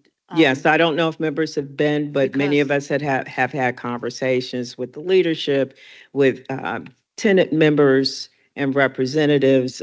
It varies. So when we do vote on this will give us an opportunity to sit with, to have the residents come here, the ones that live there, also the CEO and others, their attorney and all of that. Ms. Trammell, this paper, and again, I'll go back to, is I'm just going to make sure that I know what I'm. No, I'm trying to answer, and I don't want to be misrepresenting. This is directing our city attorney to send a notice to our RHA indicating council requirement for council approval prior to their entering an MDA relative to Gilpin. So, Ms. Gibson? Thank you, Madam President, and thank you, colleagues, for supporting allowing us to consider the paper this evening. Sorry, Madam President, can you please confirm your vote on the motion to expedite this paper? It was aye. Thank you. And now that paper is before you. Thank you. At this point, yes. Patron. Okay, thank you. And thank you all for allowing us to have this discussion this evening. I just wanted to provide, just for clarity, some background on this paper. Obviously, Gilpin Court is in the 3rd District, and I have attended one of their board meetings, and I've heard from quite a few of the residents who are in my district, and these are residents that I'm going to fight for them, right? Because if you recall, on election day, many of them did not even have the opportunity to vote for their local representatives. They received ballots that didn't have the local candidates on them. So these are residents that have been kind of robbed their voice on more than one occasion. So as I understand it, there were initial discussions about transferring the property of Gilpin to the RDC sometime in March, and it came to the body on April 16th for a vote, and that vote failed. I was not able to attend that meeting. The RHA meetings, commissioner meetings, overlap with when my district meetings are, but I do attend them when I'm able, and submitted a formal letter so that the administration and counselors and the public knew, where I stood on that effort. And so I was thankful that the vote did not pass. There are large-scale implications that would have impacted thousands of residents at a point in time where affordable housing is of critical, we're in this crisis, right? And so the board voted on April 16th against the transfer, and then we asked Mr. Nesmith to come to council, and he came and spoke at the Land Use Committee meeting. I also had a meeting with Mr. Nesmith and asked for some documentation because I'm a person, I want to see the receipts, right? Just like most of us here.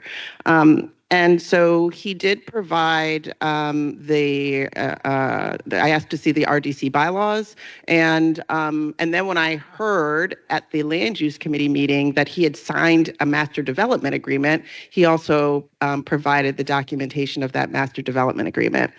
I'll be frank, when I heard that a master development agreement was signed after the RRHA Board of Commissioners voted against transferring the property to RDC, this was concerning to me. And so, I did my homework, and according to the Code of Virginia, in the housing section, it's 36-51, redevelopment plans, the law states, an authority shall not implement any redevelopment plan under this law until the governing body of the locality has approved the redevelopment plan, which provides an outline for the development or redevelopment of the redevelopment area and is sufficiently complete to indicate, and it goes on to provide more detail. The law is very clear that before the RHA has the authority to be able to go into an agreement, they needed to have our body needed to vote in support of that, and that did not happen. So I reached out to our legal counsel and shared my concern and my perspective on this, and she agreed. And so she agreed to write a letter basically stating this concern, which is that essentially it appears that RHA has entered into an agreement which is not, it doesn't align with the spirit of the law. It's not in compliance. I'm trying to speak tactfully here, but behind the tactics is a lot of frustration is what I'm trying to express, right? So our legal counsel drafted this letter. It's a very clear letter to the point. And so I emailed it individually with all of my colleagues, so you'd have the opportunity to review the letter and let us know if there was any feedback that you'd like to have changed or any thoughts or concerns. And so that's what we're here to vote on today, is basically on agreeing to have this letter sent. And again, this is just a matter of really enforcing the law which exists, right? On a related note, there's another paper that I'm working on, and I've spoken to some folks about regarding the RDC, the Richmond Development Corporation, and how it operates, its bylaws, and essentially looking to create policy to ensure there's more transparency in that body. If we're talking about transferring this public thing into that private thing, we want to make sure that there's policy. To be clear, there've been a lot of promises when it comes to Gilpin. I've heard a lot of promises, but I'm not in the business of governing by promise. we're in the business of governing through policy. And that's what I'm looking to see us move forward with, enforcing the laws that exist and providing policy and a framework to ensure that we're doing right by these residents moving forward. Thank you. Madam President. Thank you. Councilwoman Trammell. Just one question. Thank you for clearing all that up, but just one question. Do we council members have the authority to tell RRHA what to do with their property when it's not our property? It'd be like them coming over here telling us what to do at City Hall. That's what I thought. Because I remember back in the day with the Hope 6, I think I got in trouble because I was basically telling them, which it wasn't Stephen Nesmith at the time, it was somebody else. And all I was trying to do was get some clarification in reference to what was going to be there. And I was basically told, this is not city, this is not yours. This is RRHA's property. You have, is that correct? You know what, if I could just quickly respond. I mean, look, I'm not looking to kind of look back at what's happened in the past with any of the other redevelopment efforts that have happened. And so all that I know is that the state law is very clear. It says an authority shall not implement any redevelopment plan under this law until the governing body of the locality has approved the redevelopment plan. And we haven't approved it. Now, in other instances, there may have been with the other projects that have happened. I believe that there was more council involvement based on what I've heard, both from residents and speaking to our legal counsel, that there is precedent for more involvement on behalf of council in the redevelopment. So in my opinion, based on what I've heard and what I've seen in terms of the documentation, what's happened, signing an agreement for a master development agreement ahead of our involvement and participation is not in compliance with it doesn't appear to be in compliance with the law.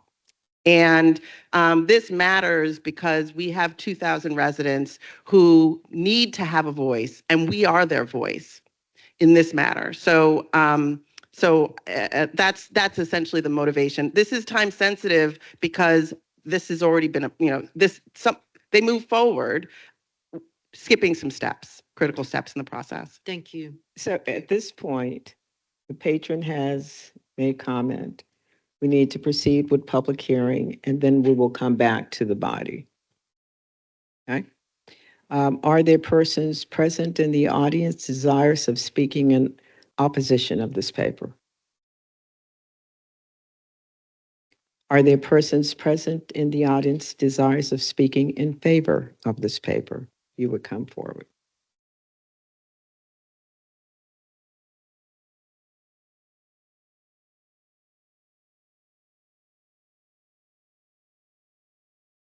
And could everyone who is desirous of speaking, either if you will stand or raise your hand so we can get some sense of how many persons. Is this the sum total of those desirous of speaking? Thank you.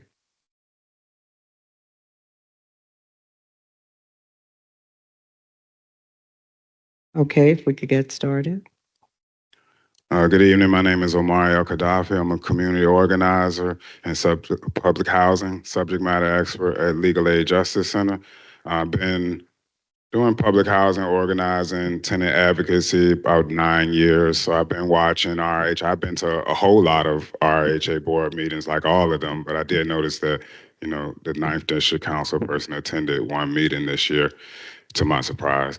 But I have attended, a whole lot of board meetings. And I applaud what the leadership of the council is doing right now in addressing, the accountability at RHA. For as long as I can remember, our city council members have, kind of stood by while, we see a lot of things going wrong at the housing authority, and people do get told like, oh, I don't have anything to do with that. We don't have any say-so over what goes at RHA. But then, council persons will come and get, revenue bonds approved from the housing authority. They will bring them to city council, and, we will sign cooperative agreements for Creighton Court and send $21 million over to RHA. So the council does have a lot of involvement in RHA's dealings all across the city. So, I think that it is kind of time for us to stop just sitting by, because citizens do count on, all the members of this body to speak for them.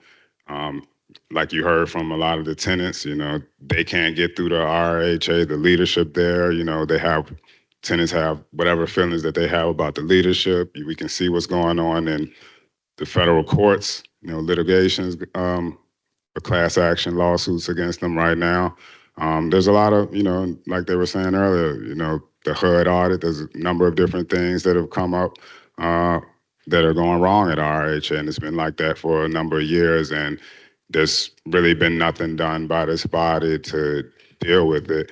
I saw the former 5th District council person over there. I remember when he had raised a concern earlier about the revenue bond program one time when RHA's legal counsel came and falsified documents and submitted them to city council. You know, it's a lot of stuff that's been going on You for have 30 years seconds. at the Housing Authority, and I just really applaud the leadership of this body right now and actually taking a step forward to defend the residents and to give them a voice.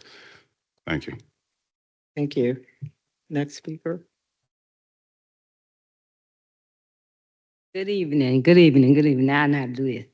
Okay, yes, I am a resident of Gibson Court. My name is Sylvia Davis, and there is a lot of corruption going on in RHA. You can't get the leadership. I've been trying to get through to them. They hired a girl that I have a 2-year restraining order actively on in Richmond Gibson Court office. This restraining order is for 2 years. A couple of months ago, they had her working in the Richmond Gibson Court residence office. She had access to all of my information, and I mind you, that's the reason that my daughter is in the hospital. Her mother works for Mosby Court, and that's how she got in there. So all of RRHA properties, and I'm not going to say all of them, I'll take that back because I don't know about all of them, but I know about Mosby, and I definitely know about Gibson Court. They're very nasty to you when you speak on anything that need to be fixed. They bring broken pieces out and place on your house instead of buying new pieces. That $18 or $16 million that Mr. Ned Smith have, he needs to take that and fix these apartments instead of trying to borrow more money to, you know, do it up he want to do it in. Thank you for allowing me to speak. Thank you. Hello, my name is Kiara Harris. I'm a current resident of Gilbert Court. I also was part of the Gilbert Forum resident who was hired by Virginia Department of Health to be part of the residents' voice for the Jackson Ward Community Plan. So I actually worked on the redevelopment plan. If I knew that transfer to the RDC was a possibility, I would never have put my face publicly to that plan because it was never discussed. It was always discussed that it's supposed to stay under HUD's regulation for the oversight and legal compliance for the residents and their protected rights. So I'm not for the transfer to RDC because I feel like I was misled and deceived about how the plan would actually be redeveloped. And I would like more oversight, more involvement from the community. Most of the residents do not know what's going on. It's not a robust communication from RHA for Gilpin Court residents. So that's why, as we can see, I come here several times. Certain council people ask, where are the residents? Well, they should be asking, where is the open compliance communication and from RHA leadership for the residents? So that's my input. And I would say that, yes, I am in favor of the letter from the city attorney for RHA to be in compliance with the law. Thank you. Thank you. Peace, Dream Boy here. My name too is on the. Excuse me 1 second. Has everyone stood up who is desirous of speaking? Do we have everybody now? Okay, thank you. All right. Dream Boy here. I'm a resident in Gilpin Court as well, and my name is on the plan. I was a part of the Gilpin and Forum residents too.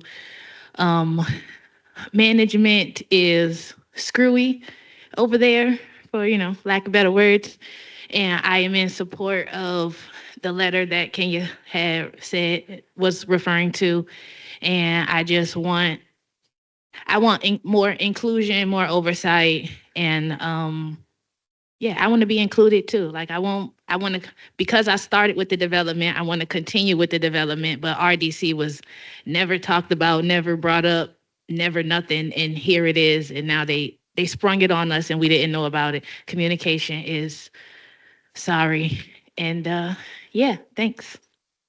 Thank you. Yes, how y'all doing again? I'm Miss Neal, and I just would like to say I really appreciate that the council, city hall, whoever is actually saying what's going on, because we don't have a voice to speak for ourselves to anybody that's in control of anything. So I gracefully thank y'all for that, because it's a lot of things going on in Gilpin Court that people don't have an idea about, like, when y'all go home and sleep good at night, we don't get that. So I apologize if anybody felt like I was aggressive or disrespectful, but it wasn't that. It's just irritation because I've been involved since 2012, getting told that this going to happen, that's going to happen, and nothing is being happening. So I would like to greatly thank y'all for looking into things and make sure that everything is going right, because there's a lot of stuff going on in Guilford. I'm not going to even get started because I don't have enough time. But like I said, I appreciate this. Thank you. Thank you. Hello, my name is Madeline McKelgan. I'm a resident of the 7th, and I want to thank council for taking this step forward for transparency with RRHA in a city that is overwhelmed with, for lack of a better term, slumlords. It's very refreshing to see some attempt at accountability with RRHA and how they don't serve those who they are supposed to serve. So thank you. Thank you.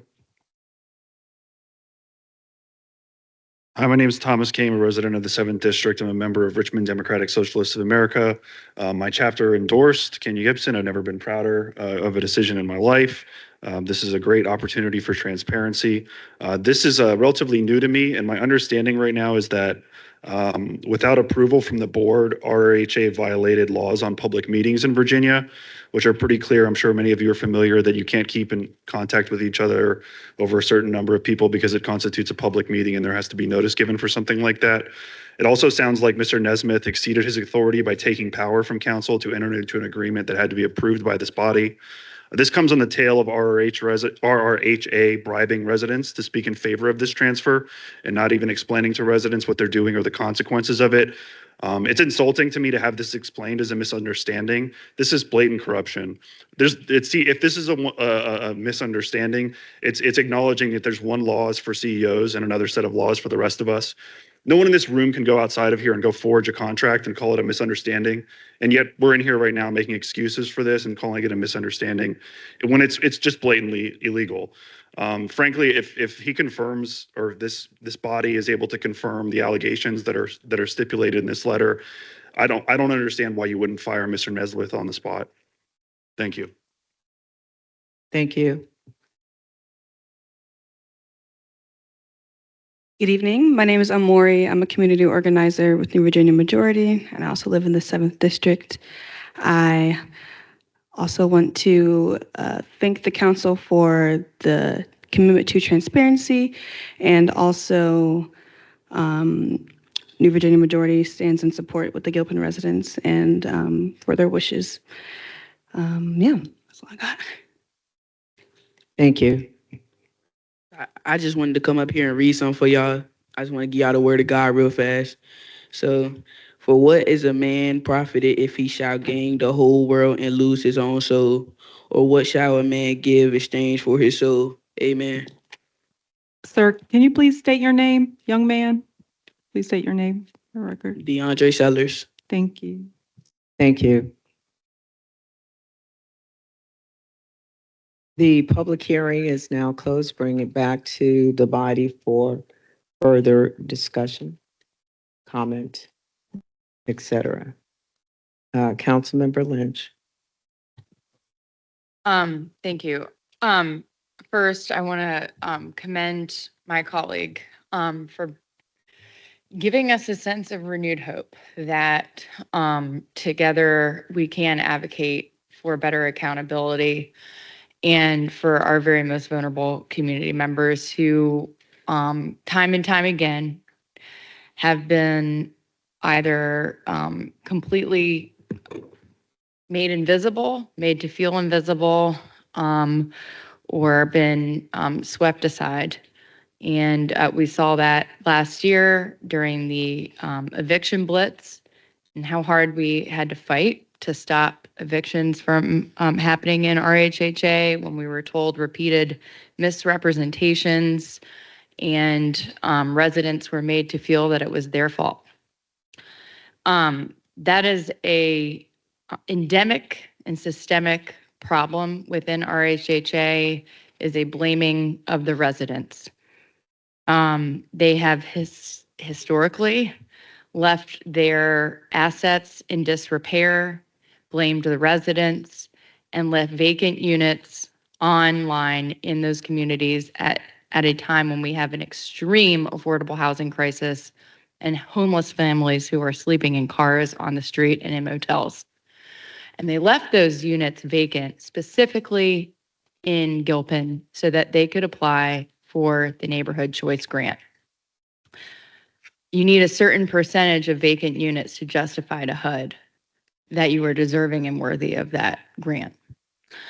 And it is to no fault but their own that they let their units go untended to, and they continue to leave their residents in very abhorrent conditions. They do this knowingly.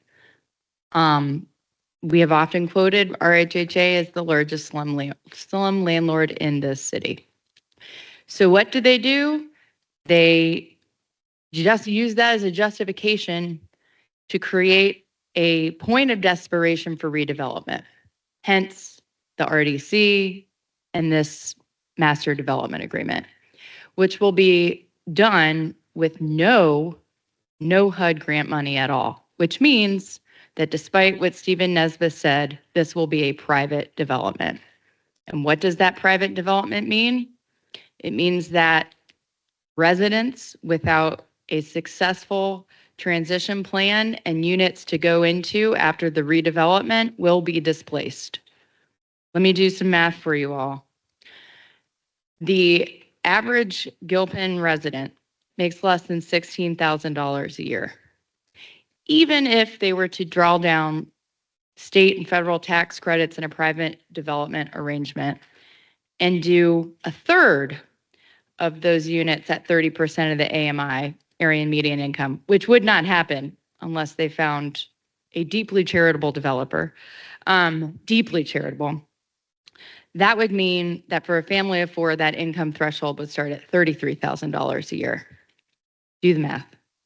So for 768 families, I don't know how that it is possible for you to do even close to a one-for-one replacement. So then the question becomes, when Stephen Nesbitt came before us, is, well, we're just going to give everybody housing choice vouchers, which basically means that they can go on the private landlord market and apply for an apartment and use their housing choice voucher. And not only are they going to offer that voucher to the residents, they're going to offer them an incentive to take it so that they can move people out even quicker.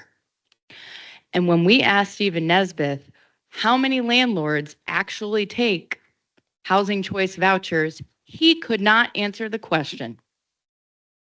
Like I can tell you, it's probably less than 500 landlords at this point in the region that take housing choice vouchers. So if you give even half of the 768 families and flood the market with no available landlords to take those vouchers, where will they go? So when we are making moves to try and stop the master development agreement, we are not trying to stop redevelopment. We are trying to delay displacement, because that is what will happen if we were to allow this to move forward. It's not a dichotomous situation. Do not let Stephen Nesbitt paint it as that. We will continue to advocate for all of the families for one plus replacement, because we simply cannot afford to take any affordable housing, deeply affordable housing units offline. I will leave you with this as a homeless advocate. When we were on the homeless stakeholder advisory committee, and as many of our homeless advocates have stated, one of the top recommendations in that plan was to build at least 2,000 units at 30% of the AMI. If we continue to allow RHHA to take those units offline and not do one-for-one replacement and allow them to redevelop with private redevelopment plans, we have to ask ourselves, what impact on the homeless system and what impact on families will that have? And are we only increasing the chances that we create homelessness in our city and our region? Thank you. Thank you. Other council members at this time? Okay. So I do want to again just comment and reiterate. Our city attorney gave us legal opinion. Mr. Nesmith's attorneys also submitted their legal opinion. It is clear that clarification is needed in these instances, and certainly in this instance. I unequivocally support the involvement of our residents in the process of transforming our public housing communities. So much so that with Creighton, we have and instituted a tenants' bill of rights, and I insist upon that for all of our public housing communities. At the end of the day, we will still need to get to the table because it is Gilpin in this moment, but we have major public housing communities across this city, and all 10,000 approximately are of concern for me. I want to still get to the table, get clarification, and talk about that path forward, whatever that is. I don't, I know what our city attorney has provided to us. You've received what was provided by the other attorneys. And I'm not saying that's right or wrong. I'm just saying we need to make sure of what is the case relative to clearly the RRHA Board of Directors approval. Prior to that, citizen and resident involvement and engagement in the process, city council engagement and involvement in the process. All of those are critical. But again, this directs to one of our public housing, and it's one of the older ones, as I said. And we have many more. I'd like to get it right, period. So we move forward with not only Gilpin, but with the rest of the public housing, that we're not coming back to have multiple conversations, that we get absolute clarity and everybody's clear about how we proceed. That's the only point for me, Ms. Gibson. I'm not at all, again, taking any issue in terms of forward, but I know we have other public housing communities that we need to ensure the process is clear, period. I'm being redundant, but that it is clear what the board involvement is, what council involvement is, what the community involvement is, period. So with that, Ms. Gibson, are you lit up again? Yes, Madam President. I just wanted to make one point of clarification. It's just for the public to be aware. So as I was working on this with our legal counsel, I believe that Mr. Nesmith was aware of that. And so he sent a letter, which is, I believe, the letter that you're referring to, dated July 21st, 2025. And I just wanted to note that that was not sent by his lawyer. That letter was signed and sent by Mr. Nesmith, just for clarity. I don't have the letter in front of me to make sure we're talking about the same, but it represented in that letter the legal position. For me, it was sufficient to say we're not all on the same page, that's all. And that we need to get on the same page so that not for Gilpin and for the rest of our public housing communities, our residents, our boards, the council, that we're clear about the path forward. That was it. Wonderful. Thank you.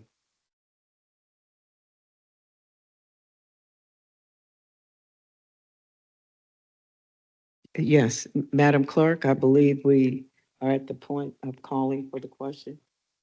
Council is now voting on the proposed resolution as stated. Mr. Breton? Aye. Ms. Gibson? Yes. Ms. Jones? Aye. Ms. Robertson? Aye. Ms. Lynch? Aye. Ms. Trammell? Aye. Ms. Abubakar? Aye. Vice President Jordan? Aye. And President Newbill? I again want to say I will still be working to get to the table with all of the attorneys and everyone else to get clear on a path forward, even in once this is moving forward, because it is about all of our families in our public housing communities. And so, yes, aye. That paper has been adopted.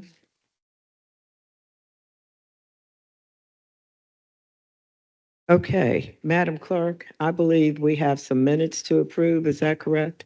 And that is correct. The minutes to be approved are from the Monday, June 23rd, informal and formal meetings of council at 4 p.m. and 6 p.m., as well as the meeting on Monday, July 7th, 2025, a special meeting of council at 4 p.m. If there are no corrections and or amendments, then the minutes will be approved as presented. Those minutes have been approved.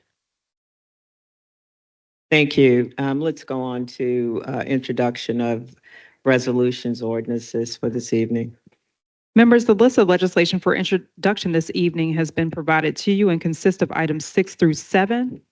And the legislation on this list is hereby introduced as presented. A copy of the list is currently available for public inspection at the rear of the room. An electronic copy and copies of the listed legislation will be available on the city's website by Tuesday, July 29th. Thank you. Thank you, Madam Clerk. We'll proceed with the announcements. Councilmember Robertson. Caught me off guard. Thank you. Thank you, Madam Chair. I just want to announce a few things that'll be going on in the district. Of course, all of this, most of the standing committee meetings, if not all, of council will not be meeting during the month of August, and we will not be having any council meetings during the month of August. However, the special task force that has been appointed by the council with Mrs. Jordan and myself, we do plan to meet every Wednesday. We started last week, Friday, and we will be meeting on Wednesday through the month of August, except for on the 13th, and then on the 20th, our hours will be a little different than what they are from 9 o'clock to 10:30. And I just want to make sure that all the council members are aware of that. We did do a survey, Madam Chair. We still would like to hear from any council members of any concerns that you really want to make sure that we take in consideration with the administration as we look at the reform process that we are putting together and plan to bring back to council with a recommendation from the task force at the first OD meeting in September. That's our schedule at the present time, and hopefully we'll be able to meet that timeline. During the month of August, there, as we all know, a special time of the year that we all celebrate National Night Out, and there are several opportunities where community residents will be coming together to create a even stronger bond for the purpose of providing residents engagement and working along with our police department and other safety officials to address safety in our particular neighborhoods. And that the National Night Out is on August 5th. Thank you. Couldn't see that. So we will be having events in the 6th District in Wickham at 2411 Carmine at 6 o'clock, Bellmead Civic Association at 1800 Lynn Haven at 6 o'clock, Gilpin Tenant Council, for some reason, is on my list as well. I guess we share a part of that development area. That would be at 1000 St. John Street, Hillside Court at 1500 Warwood Street from 4 to 7, and at Stay Focused Hair Salon, 1306 East Brooklyn Park Boulevard, and Highland Park at Boaz and Roof at 3080 Meadowbridge Road. We will also be having a special meeting on September the 23rd. We will be getting Greater Richmond Transit Company is partnering with us, and we're going to be doing a tour on the bus of the proposed rezoning that is being considered, which is extremely important in our neighborhoods. So we're actually going to be going to the different sites and sharing with the residents. We would like for you to please call our office and register because we want to make sure that we have the number of trips that we need to accommodate the number of persons that we can put on any one bus at one time. We're more than happy to do more than one trip. That will be on Saturday, September the 23rd. The office number is 646-7964. My cell, 804-314-7658. And you may also call Kimberly Kyle, and you can reach her at 804-646-7964 at the office. Please give us a call so that we can get a count for the bus trips on September 23rd. Thank you very much. Thank you, Councilmember Robertson. Councilmember Jones? Thank you, Madam President. August 6th, OCWB, VCU, and Virginia Credit Union will be hosting a Recovering After Financial Crisis, effective ways to build your savings, manage spending, and improve budgets after experiencing unexpected expenses. And you can learn more at the Virginia Credit Union Series 2024. August 18th and 19th is the first day of school for Richmond Public School students. Wednesday, August 29th, there will be a Black Farm Tour in partnership with Happily Natural Day. It is a tour from 9 a.m. to 4 p.m. and you can learn more about that at happilynaturaldayfestival.com. The first week of September, we will be hosting myself and our school board member and chair, Ms. Sharonda Fernandez. We will be hosting a community input meeting for an upcoming multifamily project in the district. So more to come on those dates. We also will not be meeting for the month of August. Our next 9th District Town Hall is Thursday, September 18th, 6 p.m. And every Tuesday and Thursday, senior lawn dancing from 10 to 12 p.m. at Southside Community Center and at your local library. Every Monday through Thursday, homework help and reading together from 3:30 to 5:30. Every Thursday from 11 to 12:30, Shalom Farms Mobile Market always has fresh and affordable locally grown fruits and vegetables. And lastly, every Wednesday from 10:30 to 11, toddler time, including interactive stories, music, and play for ages 18 to 36 months with their caregivers. You can always reach out to Broad Rock Library to learn more about what they have going on. You can reach my office at nicole.jones@rva.gov, phone 804-646-2779, and always please copy or send an email directly to Taya West, my liaison, so taya.west@rva.gov. Thank you. Thank you, Councilmember Jones. Councilmember Gibson? Thank you, Madam President. Just a few updates. I wanted to thank everyone who came to our ice cream social this month, and thank you to Ruby Scoops for catering. As a reminder, there will be no August meeting in the district, so our next 3rd District meeting will be September 17th at 6 p.m. The location is TBD, but we will share that through our newsletter. Also, a thank you to the Rosedale Civic Association and the Urban Forestry Unit for a great meeting regarding the tree canopy in Rosedale last week. Sarandon Elliott, our liaison, was able to attend. As I shared earlier, this is a critical importance given the winds and the recurrence of storms that have been ongoing and I believe will continue to happen. So we will be including the list of trees slated for removal in Rosedale in our upcoming newsletter. I have received a lot of great questions and feedback about code refresh, and any residents that are interested in learning more and giving comments on the code refresh reforms and zoning changes can do so by going to the Richmond City website, going to the planning department page and clicking the links labeled the draft zoning map, June 2025. It's interactive to provide comments, and the draft zoning districts and use regulation interactive to provide comments. So please stay involved and informed. And to that end, please make sure, if you haven't already, to sign up for our email list, which can be found at the rva.gov website. If you have any questions or concerns, please reach out to me or Sarandon. My email is kenya.gibson@rva.gov. And Sarandon's email is Sarandon, SARANDON.ELLIOTT@rva.gov, or call our office at 804-646-6055. Thank you, Councilmember Gibson. Councilman Breton?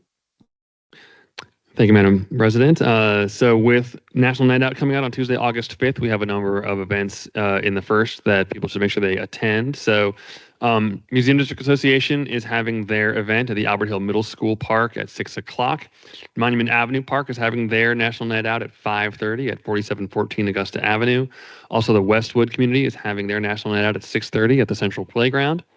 You can also find me and all the coolest first districtors at my first district meeting, which will be August 27th.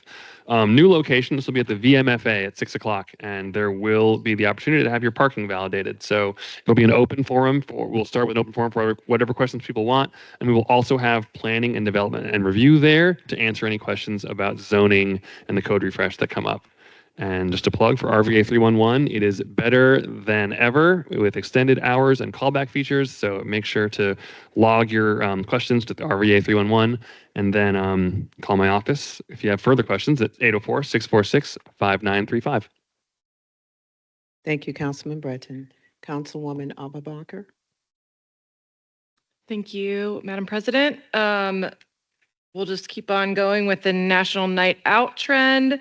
This year, we are in for a doozy in the 4th District. We've got Westover Hills Neighborhood Association, the Bluffs, Pony Pasture, Oxford, and the Arbor Senior Apartments. So big year for us in the 4th with National Night Out. Very exciting.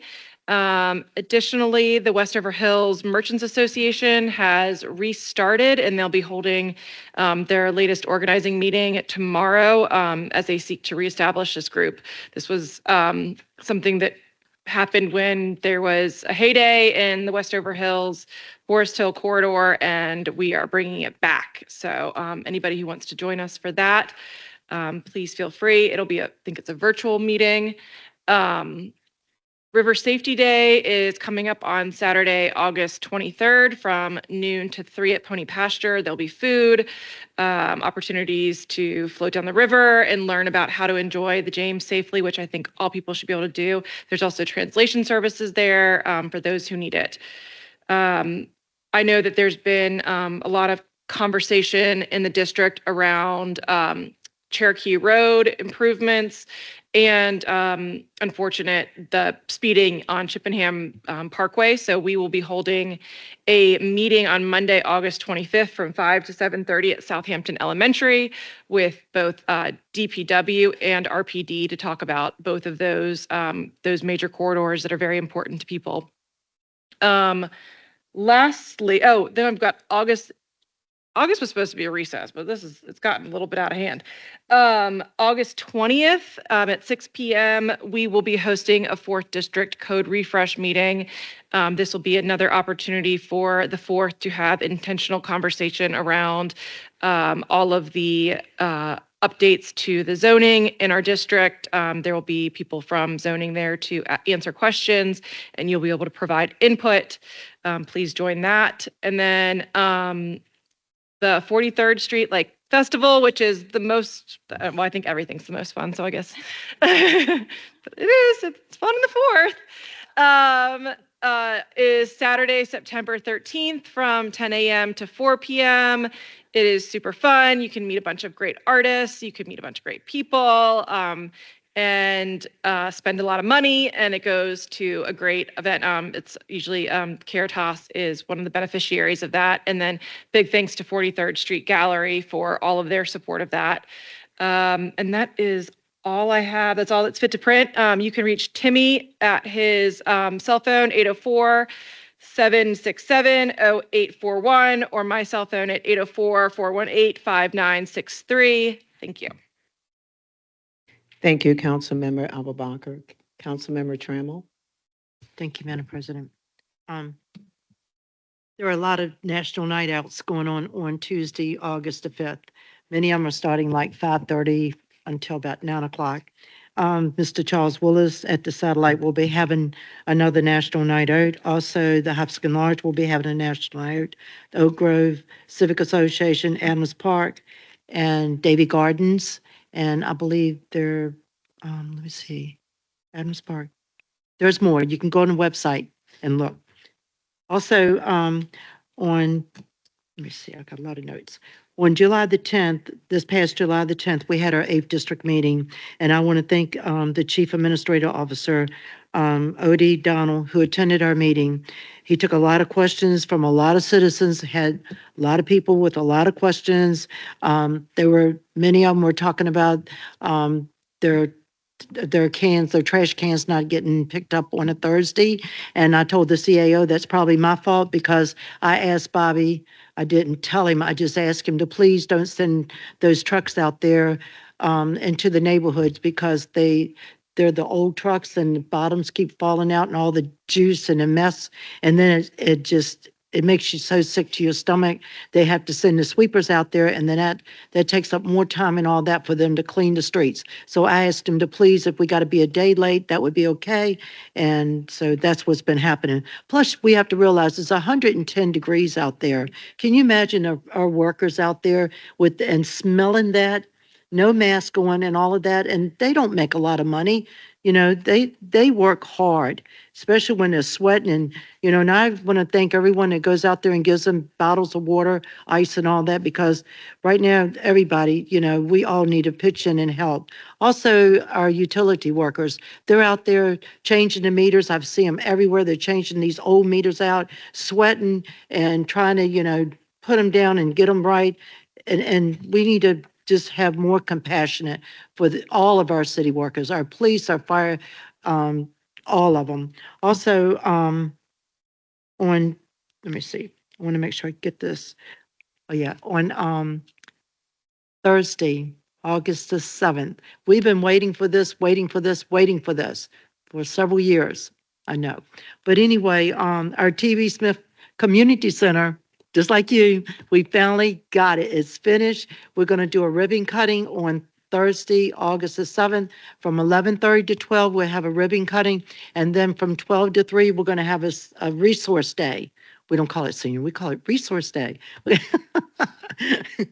going to have about 40 to 50 vendors. We're going to have lunch for everyone. We're going to do the tour because it is absolutely beautiful. It will take your heart. It'll just take your heart away to see. And it's over there. Let me give you the address. Because everyone can come. People asking me, can we come if it's not in our district? Sure you can.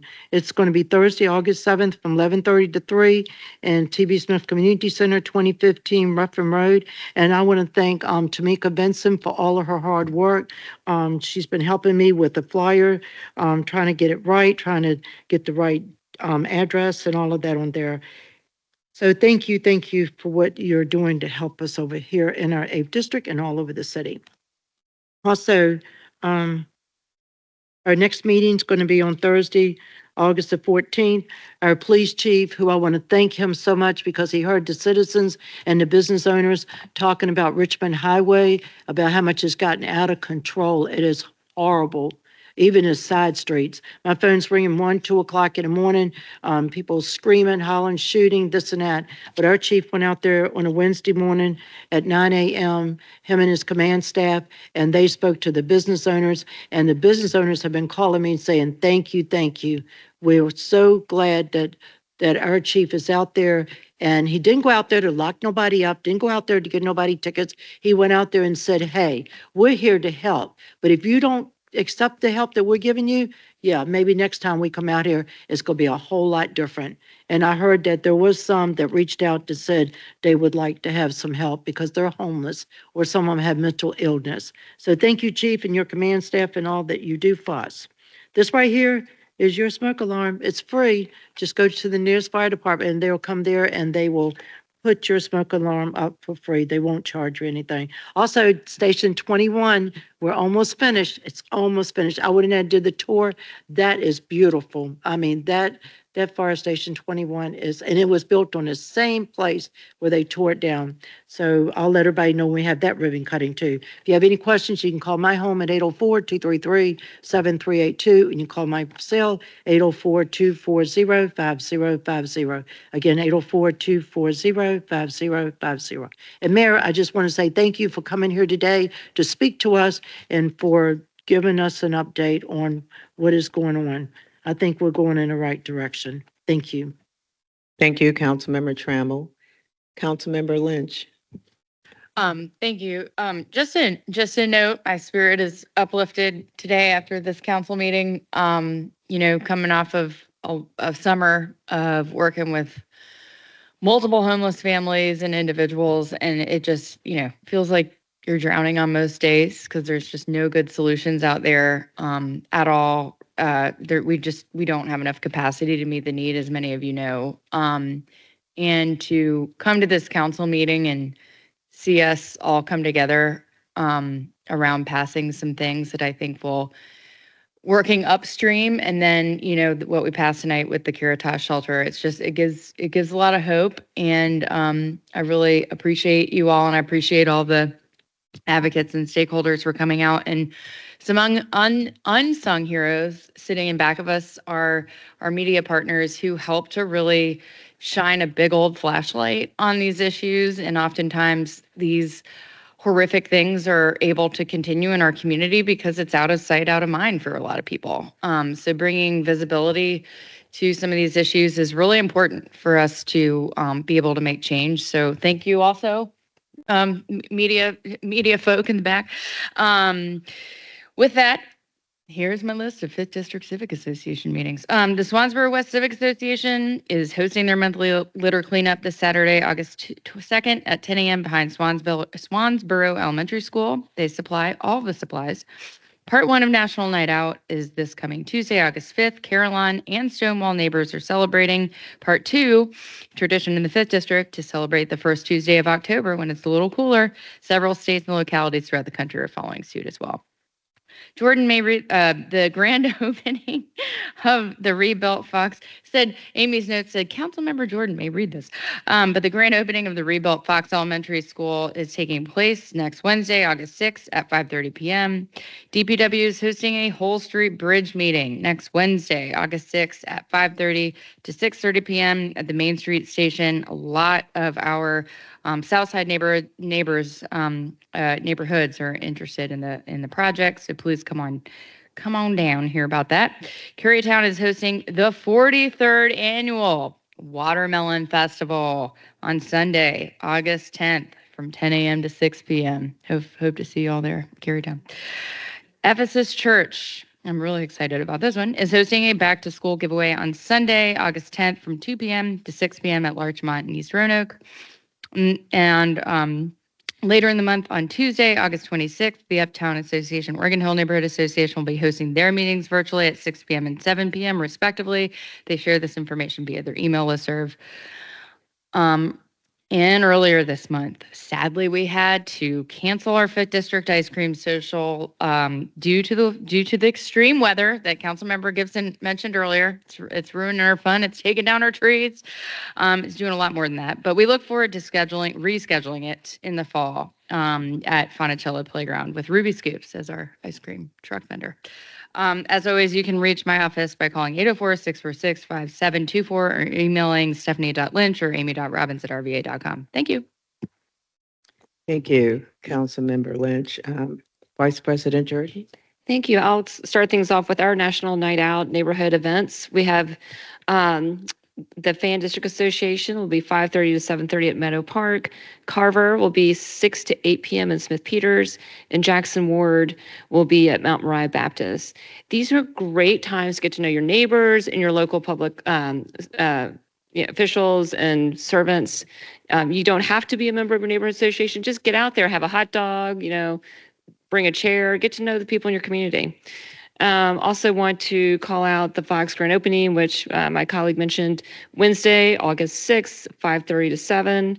Parts of the school will be opened for the community to walk through after the ribbon cutting, and just huge amount of gratitude for everyone who's gotten us to this moment, all the community partners that housed students during the fire, and folks who helped try and keep things as normal as possible for these students, faculty, and staff. As mentioned, code refresh is going on. Please make sure you put your comments in to the public engagement website by September 10th. We had a great discussion at our last district meeting with Kevin Vonk, Director of Planning. That is on our YouTube channel, so you can go back and watch it if you want. We'll have more to say about that and be sending reminders. Cooling resources, I'm also grateful for Tiffany Ford and Daniel Klein from the city who came to our district meeting to talk about strategies that the city is helping to mitigate heat, for residents and businesses. There are multiple options available for folks, including libraries, the buses, social services building, Southside Plaza. Each of those, if the temperature is expected to reach 92 degrees for 2 or more consecutive hours during the day. Salvation Army Extreme Heat and Weather Shelter will open from 11 to 5. It's located at 1900 Chamberlain Avenue, and guests will be served lunch while in this cooling center. The site will remain open overnight if temperatures are predicted to be 92 degrees or higher at 9 p.m. Please, please, please, extreme heat is no joke. It's taken people I loved. It is a killer. Watch out for yourself and for your vulnerable neighbors. Main and Cary pedestrian safety improvements. Huge shout out to the crews working to install bump outs along Main Street to help improve safety along that section. As always, you can reach out to my office at 804-646-6532 and ask for myself or Second District Liaison Sven Phillipson. We want to hear from you. And if you're having any issues with 311, send us those tickets. We want to help you advocate for whatever is affecting you in your home. Thank you, or business. Thank you, Vice President Jordan. Just a couple of announcements for the district. The next 7th District Community Meeting will be held on Thursday this week, July 31st at 6 p.m. The meeting will be held at the VCU Health Hub located at 1330 North 25th Street. The main topic for that meeting is code refresh, and it's an opportunity to hear from staff regarding the rewriting of the zoning ordinances that are identified in the Richmond 300 Master Plan to get greater clarity about what that means for our district and the implications thereof. The presentation will be provided by Brian Mercer from the Planning and Development Department. This is the first meeting relative to code refresh. There will be others, but wanted to get underway and have opportunity for opportunity to have your questions, first to receive the information and then to have any questions and to provide any comments that you might have. We will also have throughout the district a National Night Out events and activities, of course, as has been indicated on August 5th. For a complete list of we still had folks submitting their forms. So for a complete list throughout our district, please go to the Richmond Police Department's website for that listing. There will be, yes, I'll just stop there because it's a laundry list of them. Don't want to leave out anyone. So if you will go to the website. On August 7th, there will be an open house that will be hosted by Dominion Energy. And it's an opportunity to inform 7th District residents about their plans to construct and operate a solar project on Henrico County property adjacent to I-64. It will be referred to as the 9 Mile Road Solar Project, named because of the proximity to a nearby city roadway, Tuxedo Boulevard, that spans both Richmond City and Henrico. The open house, again, on August 7th, and it will be held at the Boys and Girls Club located at 1830 Creighton Road. And representatives from Dominion will be present and available to provide information and answer questions. The meeting time will be 5 to 7 p.m. For more information, feel free to reach out to the 7th District Council Liaison, Mr. Sam Patterson, at 804-241-7544, or you can reach out to me at my cell as well, 804-543-7837. With that, members, I believe that the business of the Richmond City Council has been completed. This meeting now stands adjourned. Thank you, everyone.